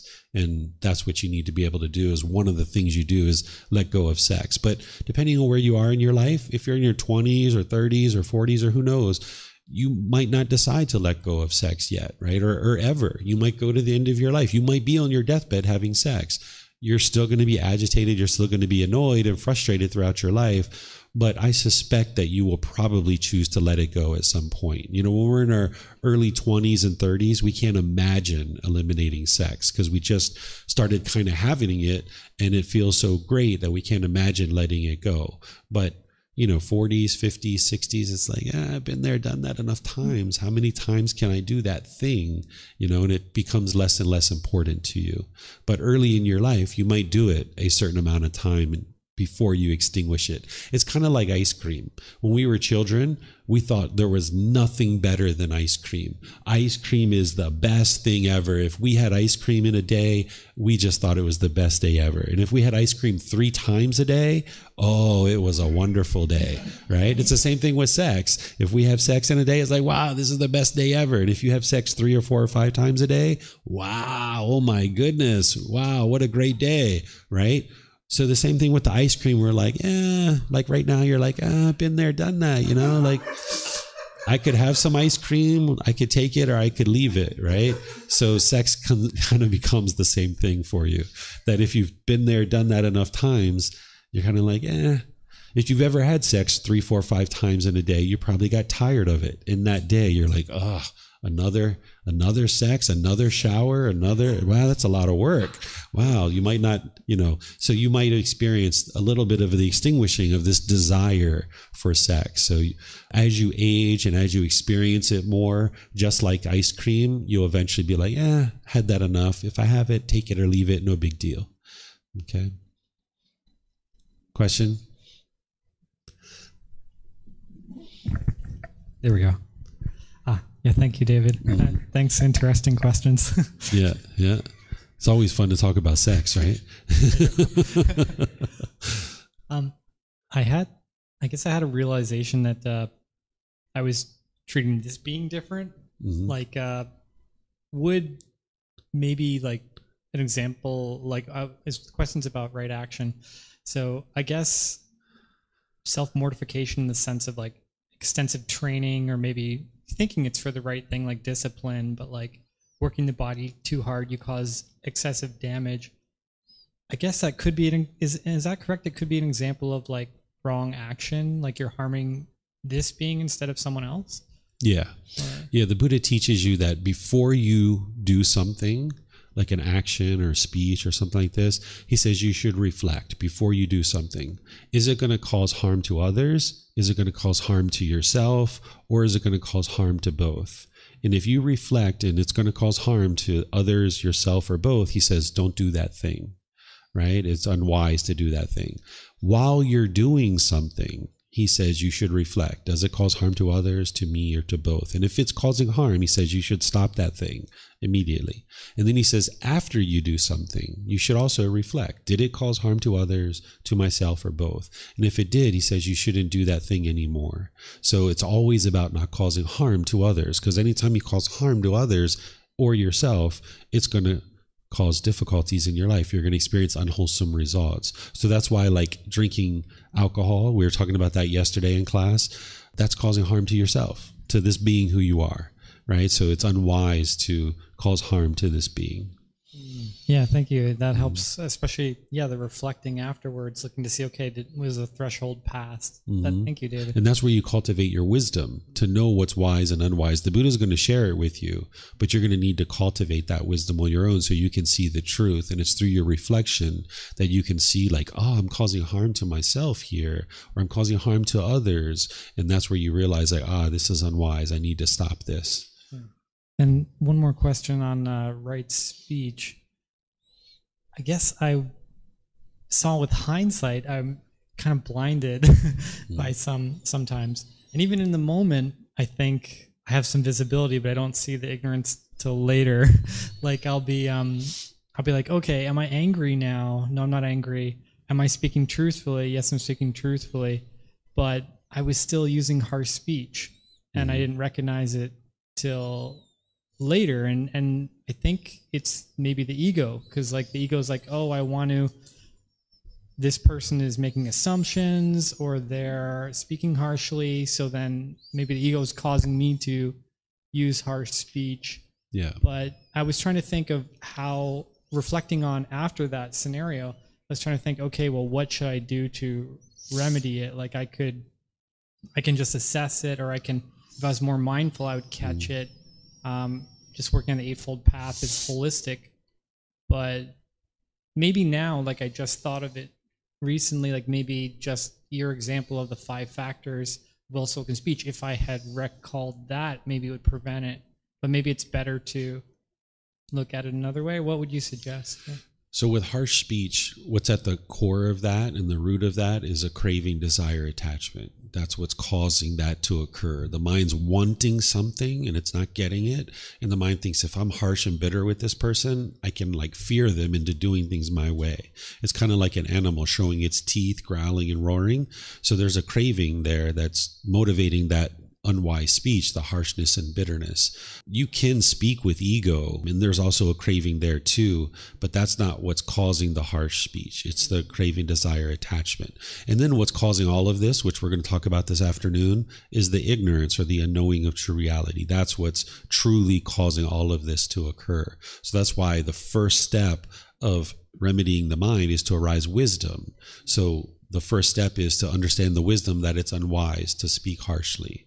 And then the next part is, well, let me eliminate the craving that's producing that. And that's where the mental discipline section now comes in, which is what I'm about to talk about, because how could you ever stop speaking harshly if you didn't train your mind and have the discipline to control the mind? So this whole Eightfold Path is working together. That the wisdom section is explaining to you, hey, you're causing those discontent feelings yourself. All that anger, it's being caused by your own mind, and you need to have the intention of not causing harm to others.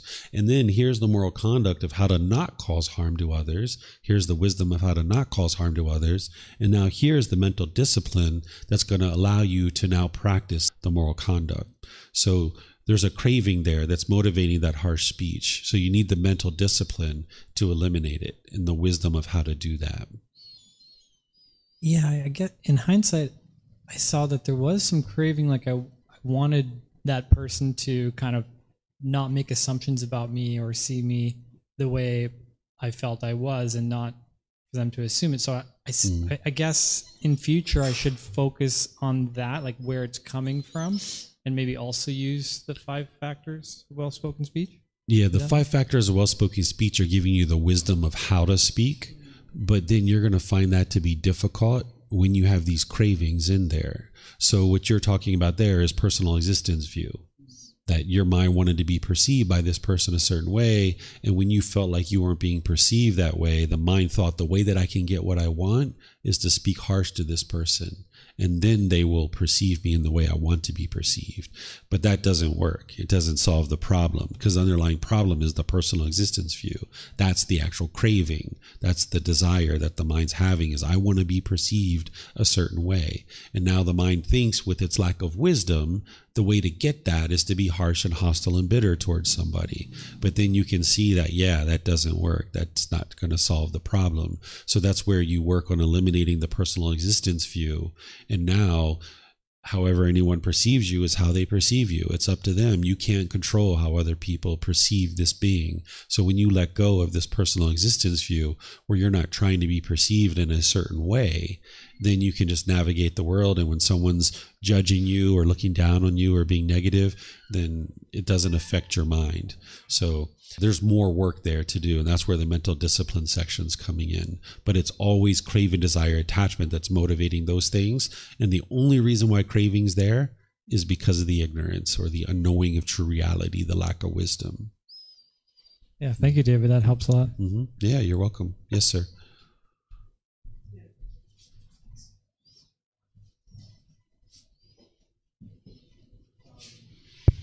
I have a just similar question about right speech. This may be a misunderstanding, but it seems sometimes in casual conversation in society, we talk about the merits of wrong speech, like teaching people a lesson or putting them in their place or not letting them get away with something. Maybe if like in a public setting for other people's sake, we feel we need to speak up harshly this way, or if you're getting robbed or, I don't know, abused some way, the mind sometimes resorts to thinking that this is the only language that they will understand, that being calm or gentle or kind is not going to work. So I was wondering if you could speak on that. Sure. Yeah, this is part of the lack of wisdom, that the mind thinks that if I'm bitter, harsh, and hostile, that I'm going to get what I want. It's like an animal growling and roaring and showing its teeth. And what you're doing on the path to enlightenment is becoming a better and better human being. You're shedding these animalistic instincts, because we're not animals, we're humans, and we can become better and better humans. So getting to enlightenment is like an evolution of our species, evolution of our mind, moving to this higher consciousness. And that's what takes the wisdom to be able to do that, of how to do that. So it's part of the delusion of the mind to think that if I'm bitter, harsh, and hostile, it's going to promote this particular thing. So those examples that you gave is like, I need to teach this person a lesson. This is the mind's craving. This is the mind's ego, that somehow I'm going to teach somebody through being bitter, harsh, and hostile, where you can only teach someone if they're open to learning from you. That's the only way you can teach anybody anything. Because if somebody's not interested in learning from you, they're not going to learn anything. All they're going to learn is, hey, this guy's bitter and harsh and hostile, and I don't like it, and I'm going to be bitter, harsh, and hostile back. So going around with like a chip on our shoulder, thinking that we've got something to teach others, and I need to teach this person a lesson, this is coming from the craving and from the ego. And when you get rid of that, you realize that your goal isn't to go around the world and teach other people a lesson. Your goal is to navigate the world harmoniously with all beings. And if we go around and constantly try to teach other people things, those people aren't necessarily interested in learning from us. And it's not our responsibility or obligation to teach other people things, because the ego is going to think that I know what's right and other people are doing things that are wrong. And I need to now teach other people my right way of doing things. This is the expectations that the mind's putting on others. And it's coming from the ego, and the mind's having craving, wanting things to be a certain way. Where if you free yourself of that burden of having to go around and teach everybody something, then you realize if somebody's doing something unwise, there might be situations where you step in. Like maybe if someone's being physically abused or assaulted or something like this, you might choose to step in. But there are some situations where you might not choose to step in. And that's where the Buddha is not teaching you what you should or shouldn't do in any given situation. He's helping you to eliminate the pollutions of your mind, so that then whatever the situation is, you can take in the variables and then choose for yourself what will be wise in that situation.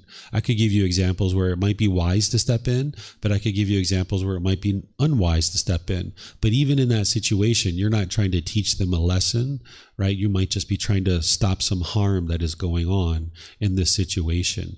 And that's maybe what your ultimate goal is. But there are some situations where it could be unwise for you to step into that situation. And you need to be able to have that discernment to decide which case is this. But with pollution in your mind, and your mind shaken up with discontentedness, you won't be able to get to that wisdom to decide, would it be wise for me to step in or not? So freeing yourself of the burden of having to teach other people things, this is very freeing for you, because now you just realize, hey, I just need to cultivate wisdom for myself. And if other people are interested in learning what I know, then I will share it with them. But if they're not interested, then no reason for me to share it, because I would just be forceful and putting pressure on people to learn what it is that I understand. And by the time you get to enlightenment, as you're making your way to enlightenment, you're going to have so much wisdom about the world that if you went around and you were trying to teach everybody everything you know, your day would be full of just doing that, because you have so much wisdom at that point. So someone who's enlightened, they just walk with wisdom and a smile. That's how they walk down the street. They just walk with wisdom and a smile. And if somebody asked them a question, they'd be willing to share it with them. But they're not just going to pop into somebody's life and say, oh, by the way, you're doing that wrong and this wrong and that wrong and this wrong, and you got to do it this way and that way and this way and that way, because you'd be doing that all day long. As you get closer and closer to enlightenment, you're going to see so many people doing things in unwise ways. And if you walked around constantly trying to teach people how to do things, you'd be constantly busy just doing that. And you're going to get a lot of blowback from that, because people's ego, they're not going to want to listen to you. They're not going to be interested in learning from you. So the only people that you can really truly teach are people who are interested in hearing what it is that you have to say. So that you're not wasting your time, only teach those people that are interested in hearing what you have to say. Mm-hmm.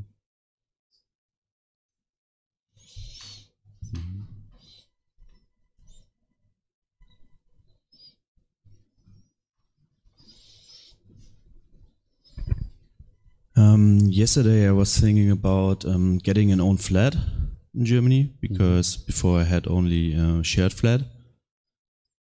And I feel a little attached of that. I don't know. I'm not sure if it's that, but I'm thinking about maybe buying some furniture and stuff like that. And I'm not sure if I'm attached, or if this if this is a good thing or not. Let me teach you guys the rest of the Eightfold Path, and then if you'd like to talk about individual situations, then we can talk about that, because you guys need the whole thing to understand before we talk about individual situations. Okay. Is that good? Okay. Yep. But if you guys have questions about the Eightfold Path, let me know. Sorry, I've got one more question about sex. Okay. So I'm so curious. Ask as many as you like. Okay. So hypothetically, two fully enlightened beings could have sex just to produce a child, but not out of a desire to have a child, but out of compassion, for example, to give someone a chance to get enlightened. Two enlightened beings wouldn't be having sex. They would be disinterested in having sex. So you can get to the second stage of enlightenment, but that's not enlightenment. You can get to the second stage of enlightenment and you can still be having sexual contact there, because in that second stage of enlightenment, you still have some sensual desire. But in order to get to the third and the fourth stage of enlightenment, where there's no more discontentedness whatsoever, you would not be having sex at that point. So in the first, second, and third stage of enlightenment, there's still some discontentedness that's being experienced. It's very minimal and it's very infrequent, but it's actually still occurring because there's still sensual desire in the mind. So in that second stage of enlightenment, and oftentimes people do this, they'll work their way up to the second stage of enlightenment, and then they'll just hang out there for a while, and maybe several years, and still be having sexual relationships. Because in that second stage of enlightenment, your life's going to be quite peaceful, quite enjoyable. And the sex that you are having in that second stage of enlightenment, it's quite enjoyable, because it becomes more about pleasing the other person than your own selfish desires. Because sometimes when we're having sex, it's just about our own selfish desires. And then when you're making decisions that way, the other person isn't reciprocating. So when you are practicing where you're more about giving to others, you'll notice that the quality of your sex will improve. So in the second stage of enlightenment, you could still be having sex, but by the time you get to enlightenment, you won't be having sex. Even in the third stage of enlightenment, you wouldn't be having sex anymore. You just don't see it as something that's desirable or interesting, or because you've already seen the truth that this temporary pleasure is ultimately going to end up in painful feelings. Because if you allow yourself to have sex, there's going to be situations where you can't get it, and now you're going to be agitated and frustrated, and you're not interested in that, and you're not experiencing that any longer as an enlightened being. Your mind is just permanently peaceful. But if you have a craving for sex, you're going to get agitated when you can't get it, because it's impermanent. You can't always get it. I get it. And if it's actually, according to Buddha's teachings, difficult to obtain human rebirth, then wouldn't it be the best possible thing we could do for humanity to have like 12 kids? Not necessarily, right? Because you might not be able to afford 12 kids. You might not be able to teach and guide 12 kids. Anytime there's birth, there's going to be sickness, aging, death. There's going to be sorrow, grief, pain, and displeasure. So anytime a being comes into the world, they're going to experience sickness, aging, death, sorrow, grief, pain, and displeasure. So from that standpoint, we don't think about it as the most compassionate thing to do is to have 12 kids. But we do think about the human life as the most ideal existence. If you're going to exist, being in the human life is the most ideal existence, because you experience all three feelings of pleasant, painful, neither painful nor pleasant. So you tend to have built-in motivation to be able to get to enlightenment, and you can get to enlightenment. Where an animal, they can't get to enlightenment. They have to be reborn into the human or heavenly realm to get to enlightenment. So the human existence is the ideal existence, but that doesn't mean that we should run out and have lots of kids, because we might not be able to support them and provide for them and guide them and help them in the world in the way that they're going to need help. Thank you very much. You're welcome. I have more questions. You can ask it whenever you think about it. Yeah.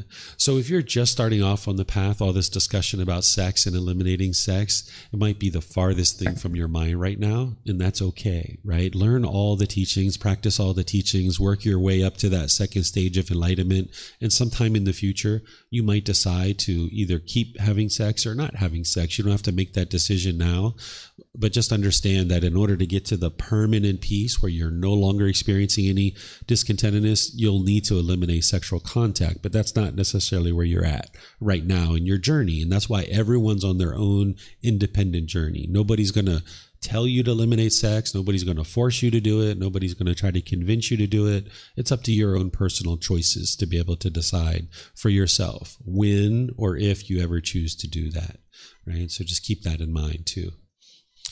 Okay, so now I'm going to move into the mental discipline section. And at any point you remember your question, just let me know. So the mental discipline section is right effort, right mindfulness, and right concentration. And this is going to help you to really fine tune your mind and actually eliminate the discontentedness. This is where you're going to see more of the solution of how to do this. So these are the words of the Buddha around right effort. And usually what I do is I read this to students so they can hear it, and then I teach it to you. But what I'm going to do is I'm just going to teach it to you. But these are the words of the Buddha, where he's explaining 4 aspects of right effort. What he's describing is applying this effort to eliminate and prevent unwholesome qualities from arising in the mind, and to arise wholesome qualities in the mind. When he teaches right effort, he has 4 aspects of right effort. He teaches you to prevent any unwholesome qualities from coming into the mind. So there are certain unwholesome qualities that are not currently in your mind right now. And the Buddha is saying you need to apply the right effort to ensure that those don't come into the mind. An example that I give here is like killing a human being. Probably killing a human being is the farthest thing from your mind right now. It's not even in your mind at all, right? And the Buddha is saying, apply the right effort to prevent those kinds of things from ever coming into the mind. And it's not just this one. There's other ones that aren't currently in your mind either, and it's going to be unique to you. And the Buddha is saying, prevent that from ever coming into the mind, whatever those unwholesome qualities are. And you're going to learn about wholesome and unwholesome qualities as part of this path. And the Buddha is saying, apply the right effort to prevent those from ever coming into the mind. Then the second aspect that he's teaching is any unwholesome qualities that are currently in your mind is to apply the effort to eliminate those out of the mind. And the examples that I'm giving here, say you're in an existing relationship and you have a craving for sex and you want to have sex with somebody else outside of your existing relationship. That's an unwholesome quality in your mind because you know that's going to cause harm. This is why sexually transmitted diseases occur. This is why you get in fights and arguments. This is why people get murdered over these kinds of things, right? This is where problems happen. You can damage your reputation in the community and all kinds of issues. So if you see this unwholesome quality coming up in your mind, you're going to need to apply the effort to cut that off and eliminate it out of the mind. That's what right effort is. Or another one might be anger, frustration, or irritation.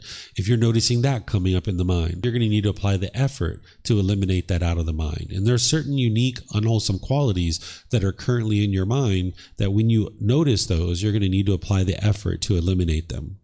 Then the third one is any wholesome mental qualities that are not currently in your mind, you're going to need to apply the effort to bring those into the mind, because there are certain wholesome qualities that you're going to learn on this path that are not currently in your mind. And you're going to need to apply the effort to bring those in. One of those might be generosity. Like just say that you have a difficulty giving and sharing, that you don't like to share with other people. And you find out on part of this path that you're going to need to practice generosity in order to get to enlightenment. Well, you're going to need to apply the effort to bring generosity into the mind. It's not just going to happen by itself. You're going to need to apply the effort to do that.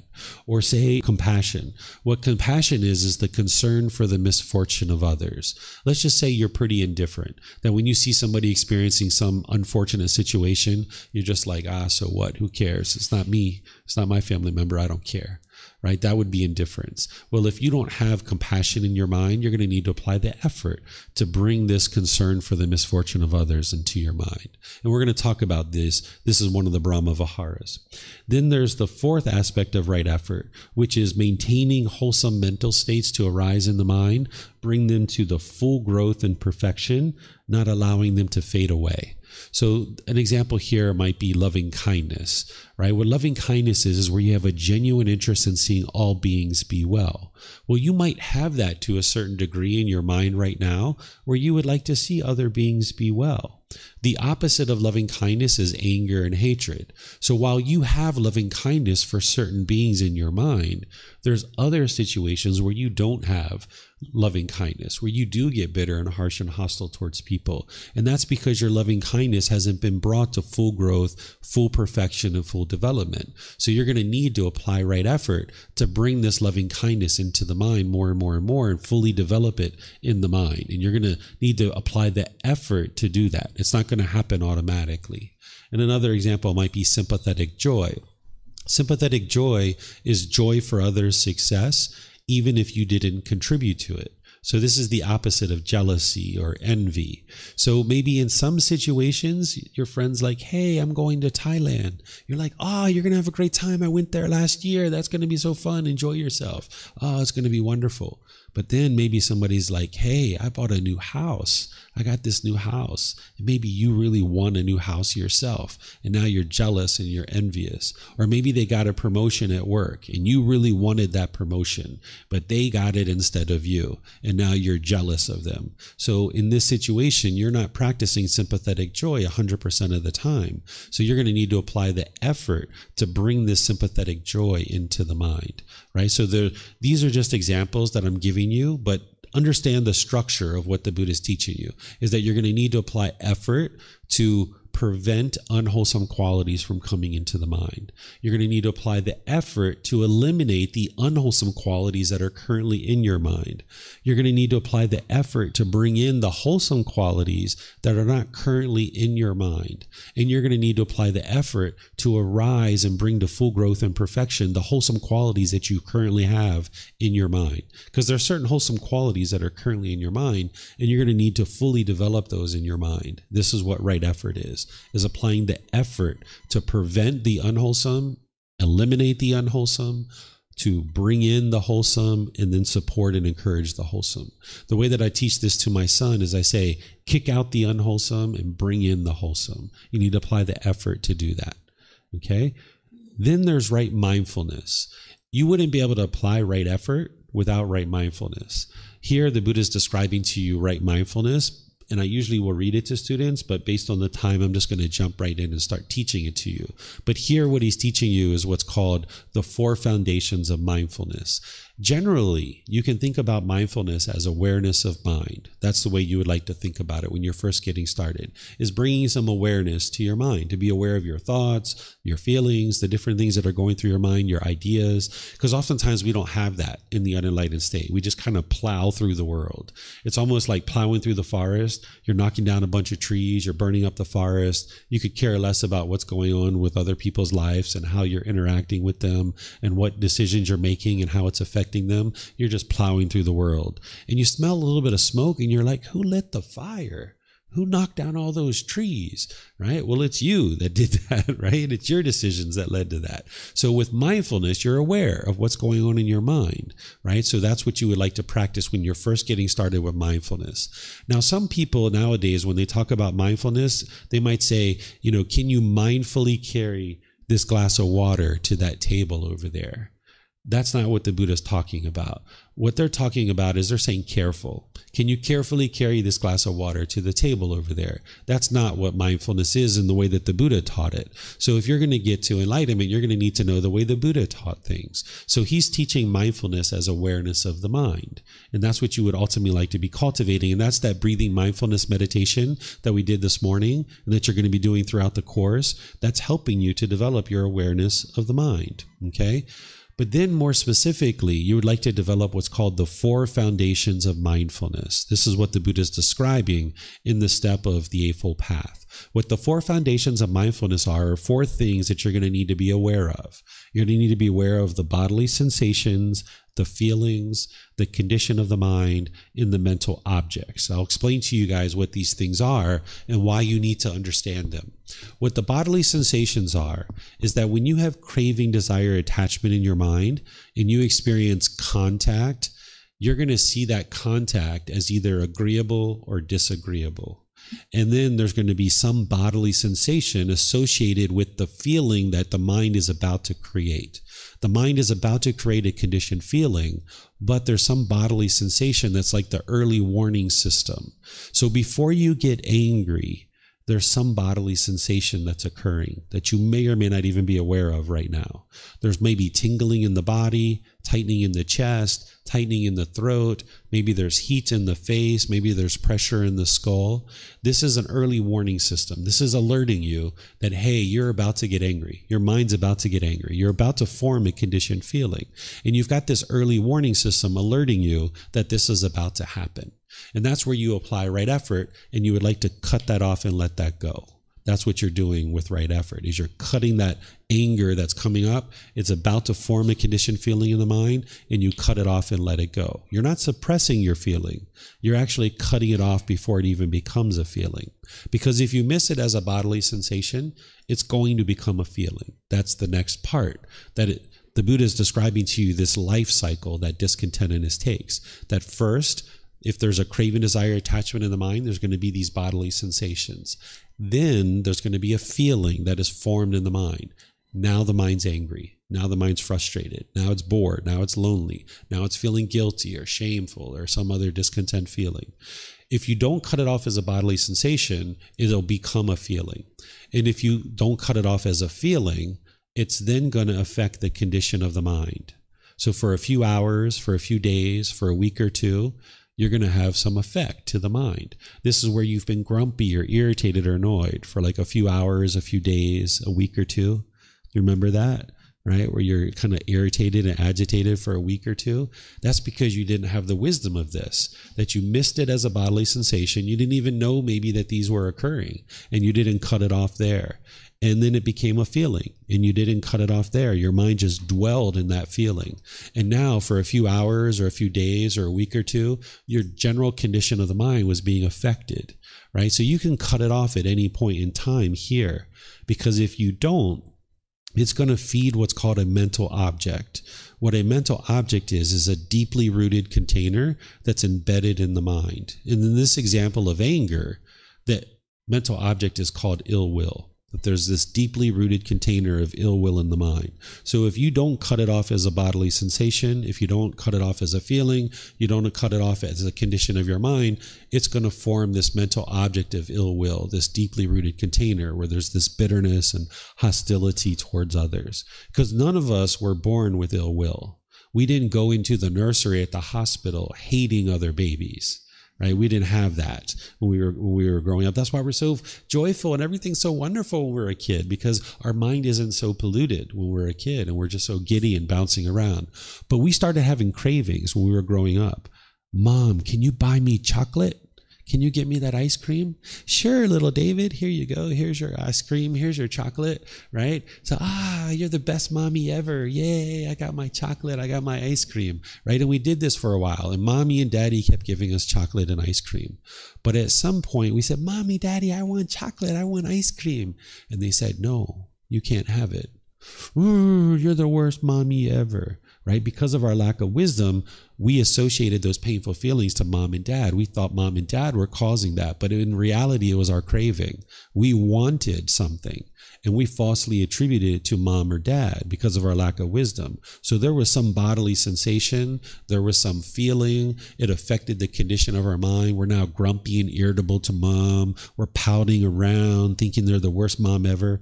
And it formed this mental object of ill will, this deeply rooted container in the mind. And over the course of your life, you've just been feeding that and feeding that and feeding that and feeding that.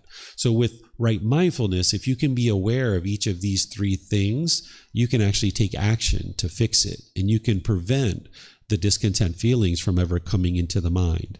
It's kind of like if you were taking a boat from Australia to Indonesia, you would like to prevent the water from ever coming into the boat, because once the water gets in the boat, you've got a real problem to deal with. So once the anger comes into the mind, you've got a real problem to deal with, right? So if you can prevent it from ever coming into the mind, you can save yourself all the trouble. And if you do this enough, then the causes and conditions that are producing these discontent feelings won't ever arise. So if you can restrain the mind and restrain the mind, cut it off as a bodily sensation, eventually there won't be any anger that arises, because you've purified the mind and there isn't any cravings, desires, attachments that are producing this. So it's your right mindfulness where you're aware of the bodily sensations, the feelings, the condition of the mind, and the mental objects that's going to allow you to purify your mind. You wouldn't be able to apply right effort without right mindfulness. Okay, so this is the step of right mindfulness, is having awareness of the mind, and you might just start there.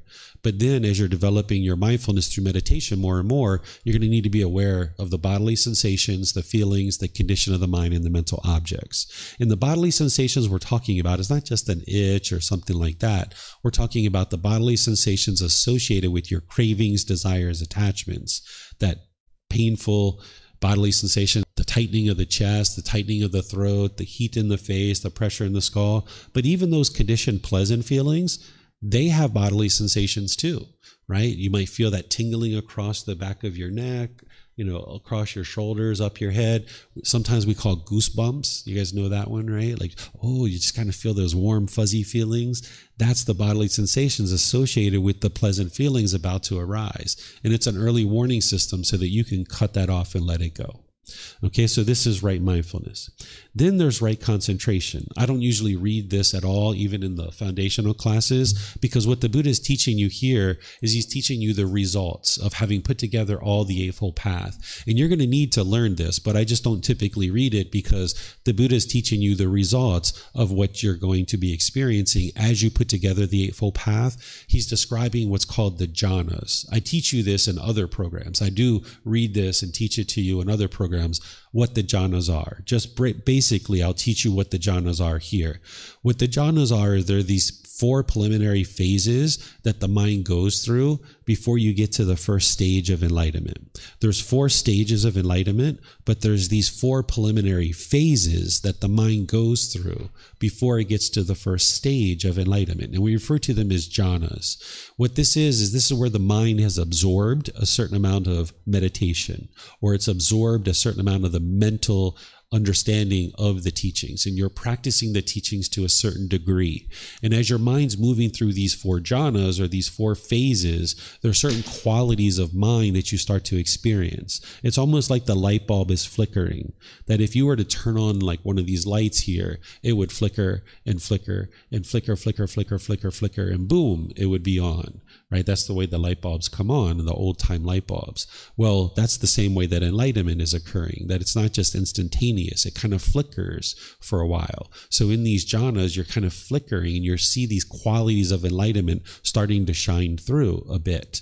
And that's what the jhanas are. So that's what the Buddha is explaining here in the Eightfold Path. But there's other teachings where he explains to you how to practice right concentration. And that's what I focus on in this particular course, and some others, is how to practice right concentration.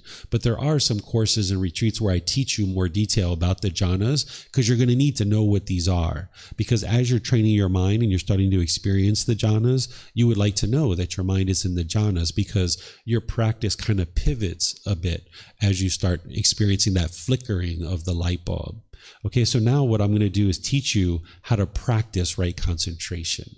So practicing right concentration is to develop a meditation practice and to practice singleness of mind. These are the 2 aspects of right concentration, and this is what will develop your concentration, where you can be focused and concentrated and have clarity of mind. So breathing mindfulness meditation and loving kindness meditations are the two meditations that you need in order to develop your concentration. Because breathing mindfulness meditation is bringing down the cravings, desires, attachments. The loving kindness meditation is bringing down the anger, the hatred, and the ill will. And this is going to promote more concentration in your mind. We're going to talk more about meditation tomorrow when I teach you the loving kindness meditation. You would like to ultimately build up your practice to 2 or 3 sessions per day for 30 minutes or more. And right now, that might sound like a lot, depending on what you've got going on in your life. But remember, you're not just snapping your fingers to do this. You're gradually building this up. And for some people, this can take 6 months or even up to 2 years to build up to a 2 to 3 sessions for 30 minutes or more. But what you'll notice is if you look at your life, there's probably some unbeneficial things that you're doing that if you clear those things out of your life, you'll actually have more time to read and study and to train your mind in meditation. It's like if you're searching and surfing social media for hours and hours upon hours, you could probably clear some of that out and maybe just do that for 30 minutes or 45 minutes. You don't need 3 hours, right, to do those kinds of things. So this will actually clear up some of the unbeneficial things you're doing, and you'll be able to devote it to something that's actually beneficial, which is training your mind. So you can gradually get to this point. If you notice that it's either one meditation for 30 minutes or 2 for 15, I suggest you go for the 2 meditations for 15 minutes because the frequency is actually more important than the duration. And then gradually expand that 15 minutes to longer and longer and longer. So you're going to need to develop some type of meditation practice, and you'll get started with that in this course. And then if you're also developing that at home, that's what's going to help you. You're going to need to consistently meditate over a long-term period, right? So if you miss the meditation here or there, it's not going to crash your ability to get to enlightenment. So if you're meditating twice a day, that's about 60 meditations a month, right? Well, if you did 52 or 53 or 55, you're going to make your way to enlightenment, right? Whereas if you can do that for 2 years, 3 years, 4 years, 5 years consistently, you're going to make your way towards enlightenment. But if you were, meditating once a week or once a month, you're not going to see enlightenment by doing that. So you're going to need about 2 or 3 sessions per day and gradually build up to that and realize that you're going to miss an occasional meditation here or there. That's normal because your meditation is impermanent, right? You're not going to permanently be able to meditate 3 times a day. It's not possible. There's no one that can do that, right? But that's what you would like to ultimately be a goal and gradually build up to that. Then the other part of right concentration is practicing singleness of mind in daily life. What this is just doing one thing at a time. Oftentimes the mind has a lack of wisdom and it has this confusion and this misunderstanding, thinking that you can do multiple things at one time. You might have been taught to multitask, that your mind somehow is like a computer chip and you can do multiple things at one time. But in reality, you can't. This is a delusion of the mind. This is part of the lack of wisdom. When you're talking on the phone, you're watching TV, and you're eating a sandwich, you're not actually doing all 3 things at one time. You're talking on the phone for a few seconds, you're watching TV for a few seconds, and you're eating your sandwich for a few seconds. And this is why when you get off the phone, you can't even remember what you talked about. And you're like, what did I even talk about? I know I agreed to something, but I don't even remember what I'm supposed to do. You might have to call that person back and be like, hey, I know I agreed to do something for you. What was it again? Can you remind me? So this conversation that you think now you're being more productive because you're doing 3 things at one time, this conversation actually was 45 minutes or an hour when it could have really been 15 minutes. And you have to call them back and you have to follow up and clean up this, right? And how could you ever practice right speech and bring forth all your wisdom in right speech if your mind's not focused and you're not concentrated? So if you're on the phone, you're watching TV and you're eating a sandwich, you're not actually doing all 3 of those things. Your mind's rapidly cycling through all of these things. And now you might be bitter, harsh, and hostile in the phone call, and now you just damaged a relationship, and you got to go back and clean that up. So you're actually causing yourself more difficulties. You're not being productive. You're actually being opposite of that. You're actually causing more and more difficulties for yourself. And then if you're doing that, where you're rapidly cycling like that all day long, you might get to the end of your day and you find it's hard to relax.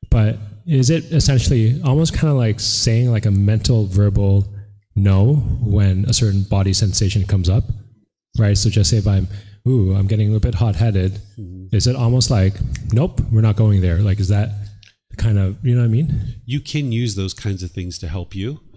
If you're focused on the breath in meditation and your mind moves off the breath and you notice that it's moved off the breath, that's the mindfulness.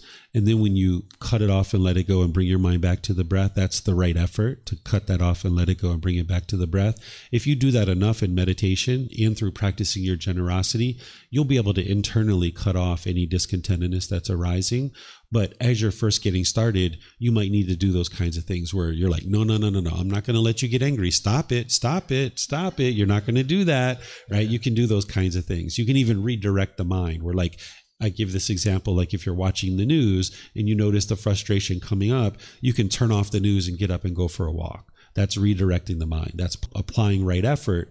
Rather than sit there and dwell in that discontent feeling, that's not wise. The Buddha is teaching you how to rewire your mind, because those bodily sensations is like the mind saying, hey, I'm about to get angry. Hey, you've got a couple of seconds here to do something about this. I'm about to get angry. And you can say, nope, I'm not going to let you do that. And you can do that and maybe redirect your mind. Eventually you'll be able to internally do that. But if you don't do that, I got the feeling, right? The mind's got the feeling now that there's that conditioned feeling. And you're not interested in allowing the mind to do that. Because as long as you keep allowing the conditioned feeling to occur, the mind's going to keep staying wired like that. That's why if you're learning from people that say, oh, you got to sit with the feeling, you got to look at the feeling, you got to observe the feeling, you got to be one with the feeling. No, because as long as you keep allowing the mind to get that conditioned feeling, it's going to keep doing it over and over and over again. So you're trying to rewire the mind that it doesn't get that conditioned feeling. So whatever you need to do to cut it off and let it go, if it's talking, sometimes I used to physically, I'd be like, David, let it go. Let it go. Let it go. I would talk to myself and even physically do it, and that would help. So you can do those kinds of things. And I mean, are there any body sensations or kind of feelings that we actually do not want to cut off? If there's a bodily sensation associated with discontentedness, you're always interested in cutting that off, because that's the early warning system alerting you that you're about to experience a conditioned feeling. And those are the ones that we're talking about cutting off and letting go. And you'd like to cut off and let go of any of those, because that's the precursor to the mind experiencing the feeling. So there's going to be this buildup of the bodily sensation, and then boom, the mind's now angry. And you would like to catch it before that. It's like preventing the water from ever coming into the boat. Because once the anger gets in, you got to get it out. Right, yeah, because I was thinking, I'm like, well, wait a minute. What if it's something that's pleasant, it's joyful? I mean, why would I want to cut that off necessarily, right? Unless it's attached to like a certain craving or that kind of thing, then I kind of get it. Like, I don't want to be pushed off track, so to speak. Yeah, this is the conditional pleasant feeling that you're talking about. Any kind of conditioned pleasant feeling, it's going to end up in a painful feeling. So if you allow your mind to have a conditioned pleasant feeling, it's only a matter of time before you get the painful one. So if you look outside and you see it's sunny and you're so excited because it's sunny, and you allow the mind to get that conditioned pleasant feeling, then when it rains, you're going to be sad or frustrated. Or if you get so excited about that new job that you just got, at some point, you're going to lose your job, you're going to get laid off, the company's going to go out of business, and you'll be angry and frustrated because of that. And sometimes these things are so far apart, you don't even recognize that's what's happening. It can be 5 years apart from each other. And this is why a Buddha figures this out, is they can figure out that this is actually occurring. But in the unenlightened state with a lack of wisdom, you don't even see it because it's so far apart. So whenever you notice even a conditioned pleasant feeling coming up, you cut that off. You got to be willing to eliminate the temporary pleasant feelings in order to get to the permanent happiness, that unconditioned happiness. So if the mind's not willing to let go of the temporary happiness, and sex is one of those temporary happinesses that we have, if we're not willing to let that go, we're not going to be able to get to the permanent happiness. So some of the smaller ones, like the conditioned pleasant feeling of that it's sunny outside, okay, cut that off and let it go. and you can be comfortable with that. Where the sex one, it's usually a lot harder for people. It takes many years before somebody's willing to let that one go. But ultimately, the mind needs to let go of any and all conditioned pleasant feelings in order to get to the unconditioned happiness. So then, is there such thing as body wisdom? I mean, I feel like nowadays a lot of people will say, well, like, what does your body tell you? Or you got to listen to your body, right? Like, we've heard that a lot. Mm-hmm. What's the Buddha's take on, listening to your body or the wisdom of the body? The body doesn't have any wisdom by itself. Without the mind, the body can't do anything. The mind is the boss and the body is the employee. The body is just following along. And the way you can independently verify this is you can see at the time of death, the body just lays there. It doesn't do anything. It just deteriorates. But when there's a mind there, then the body can actually do something. So the mind is the boss, the body is the employee. It's just following along with whatever the mind wants to do. So the body itself, while there's biological processes that the body will follow based on chemicals and things like that, that's not inherent wisdom or intelligence. It's just a cause and effect, a series of events, a sequence of events. But all of this is being driven by the mind. Mm-hmm. That's why when the mind's gone at the time of death, the body just lays there and does nothing. Right. Yep. Cool. Thank you. Mm-hmm. You're welcome. Okay, I'm going to check online and see if any of our folks online have questions. Okay, I'm not seeing any questions here. So right now is basically 10 minutes after 1, and this topic usually does take a little bit time to teach. It's typical for this class to go to like 12:15 or even 12:30, but today we've gone a little bit extra, and that's fine. I just go with whatever questions you guys have. I'm going to break for lunch, but are you guys okay without a 1.5 hour lunch? You guys okay with like a 50-minute lunch that we come back at 2 o'clock? Is anybody attached to an hour and a half? You really want it? You're going to get angry. You're going to revolt if I don't give you an hour and a half lunch, right? So nobody's attached. You can just let go and realize like, hey, it's impermanent. Okay, perfect. All right, so why don't we get back together at 2 o'clock, which is basically 50 minutes from now, and I'm going to teach you guys what's called the 3 poisons or the 3 unwholesome roots, okay? So enjoy your lunch, and I'll see you guys in 50 minutes. And by the way, there's a place right outside the temple that already has food prepared. It's like 30, 40, 50 baht, and you can sit down and have a meal. I go there and it's like 15 minutes, 20 minutes. So if you guys would like to go there, that's a great place for you. Yeah, some of the students know where it's at, so you can go with them. I'm sure that's probably where they're headed. Okay, so thank you guys, and I'll see you guys after lunch. Okay? All right. Thank you for listening to this podcast. To provide support for this podcast, visit patreon.com/support Buddha. To access more teachings, visit buddhadailywisdom.com. There, you will discover a full range of courses, retreats, and online resources to assist you on the path to enlightenment. Remember to establish a daily, consistent meditation practice, along with learning and practicing these teachings. A well-developed meditation practice is the foundation in which to train the mind to attain enlightenment.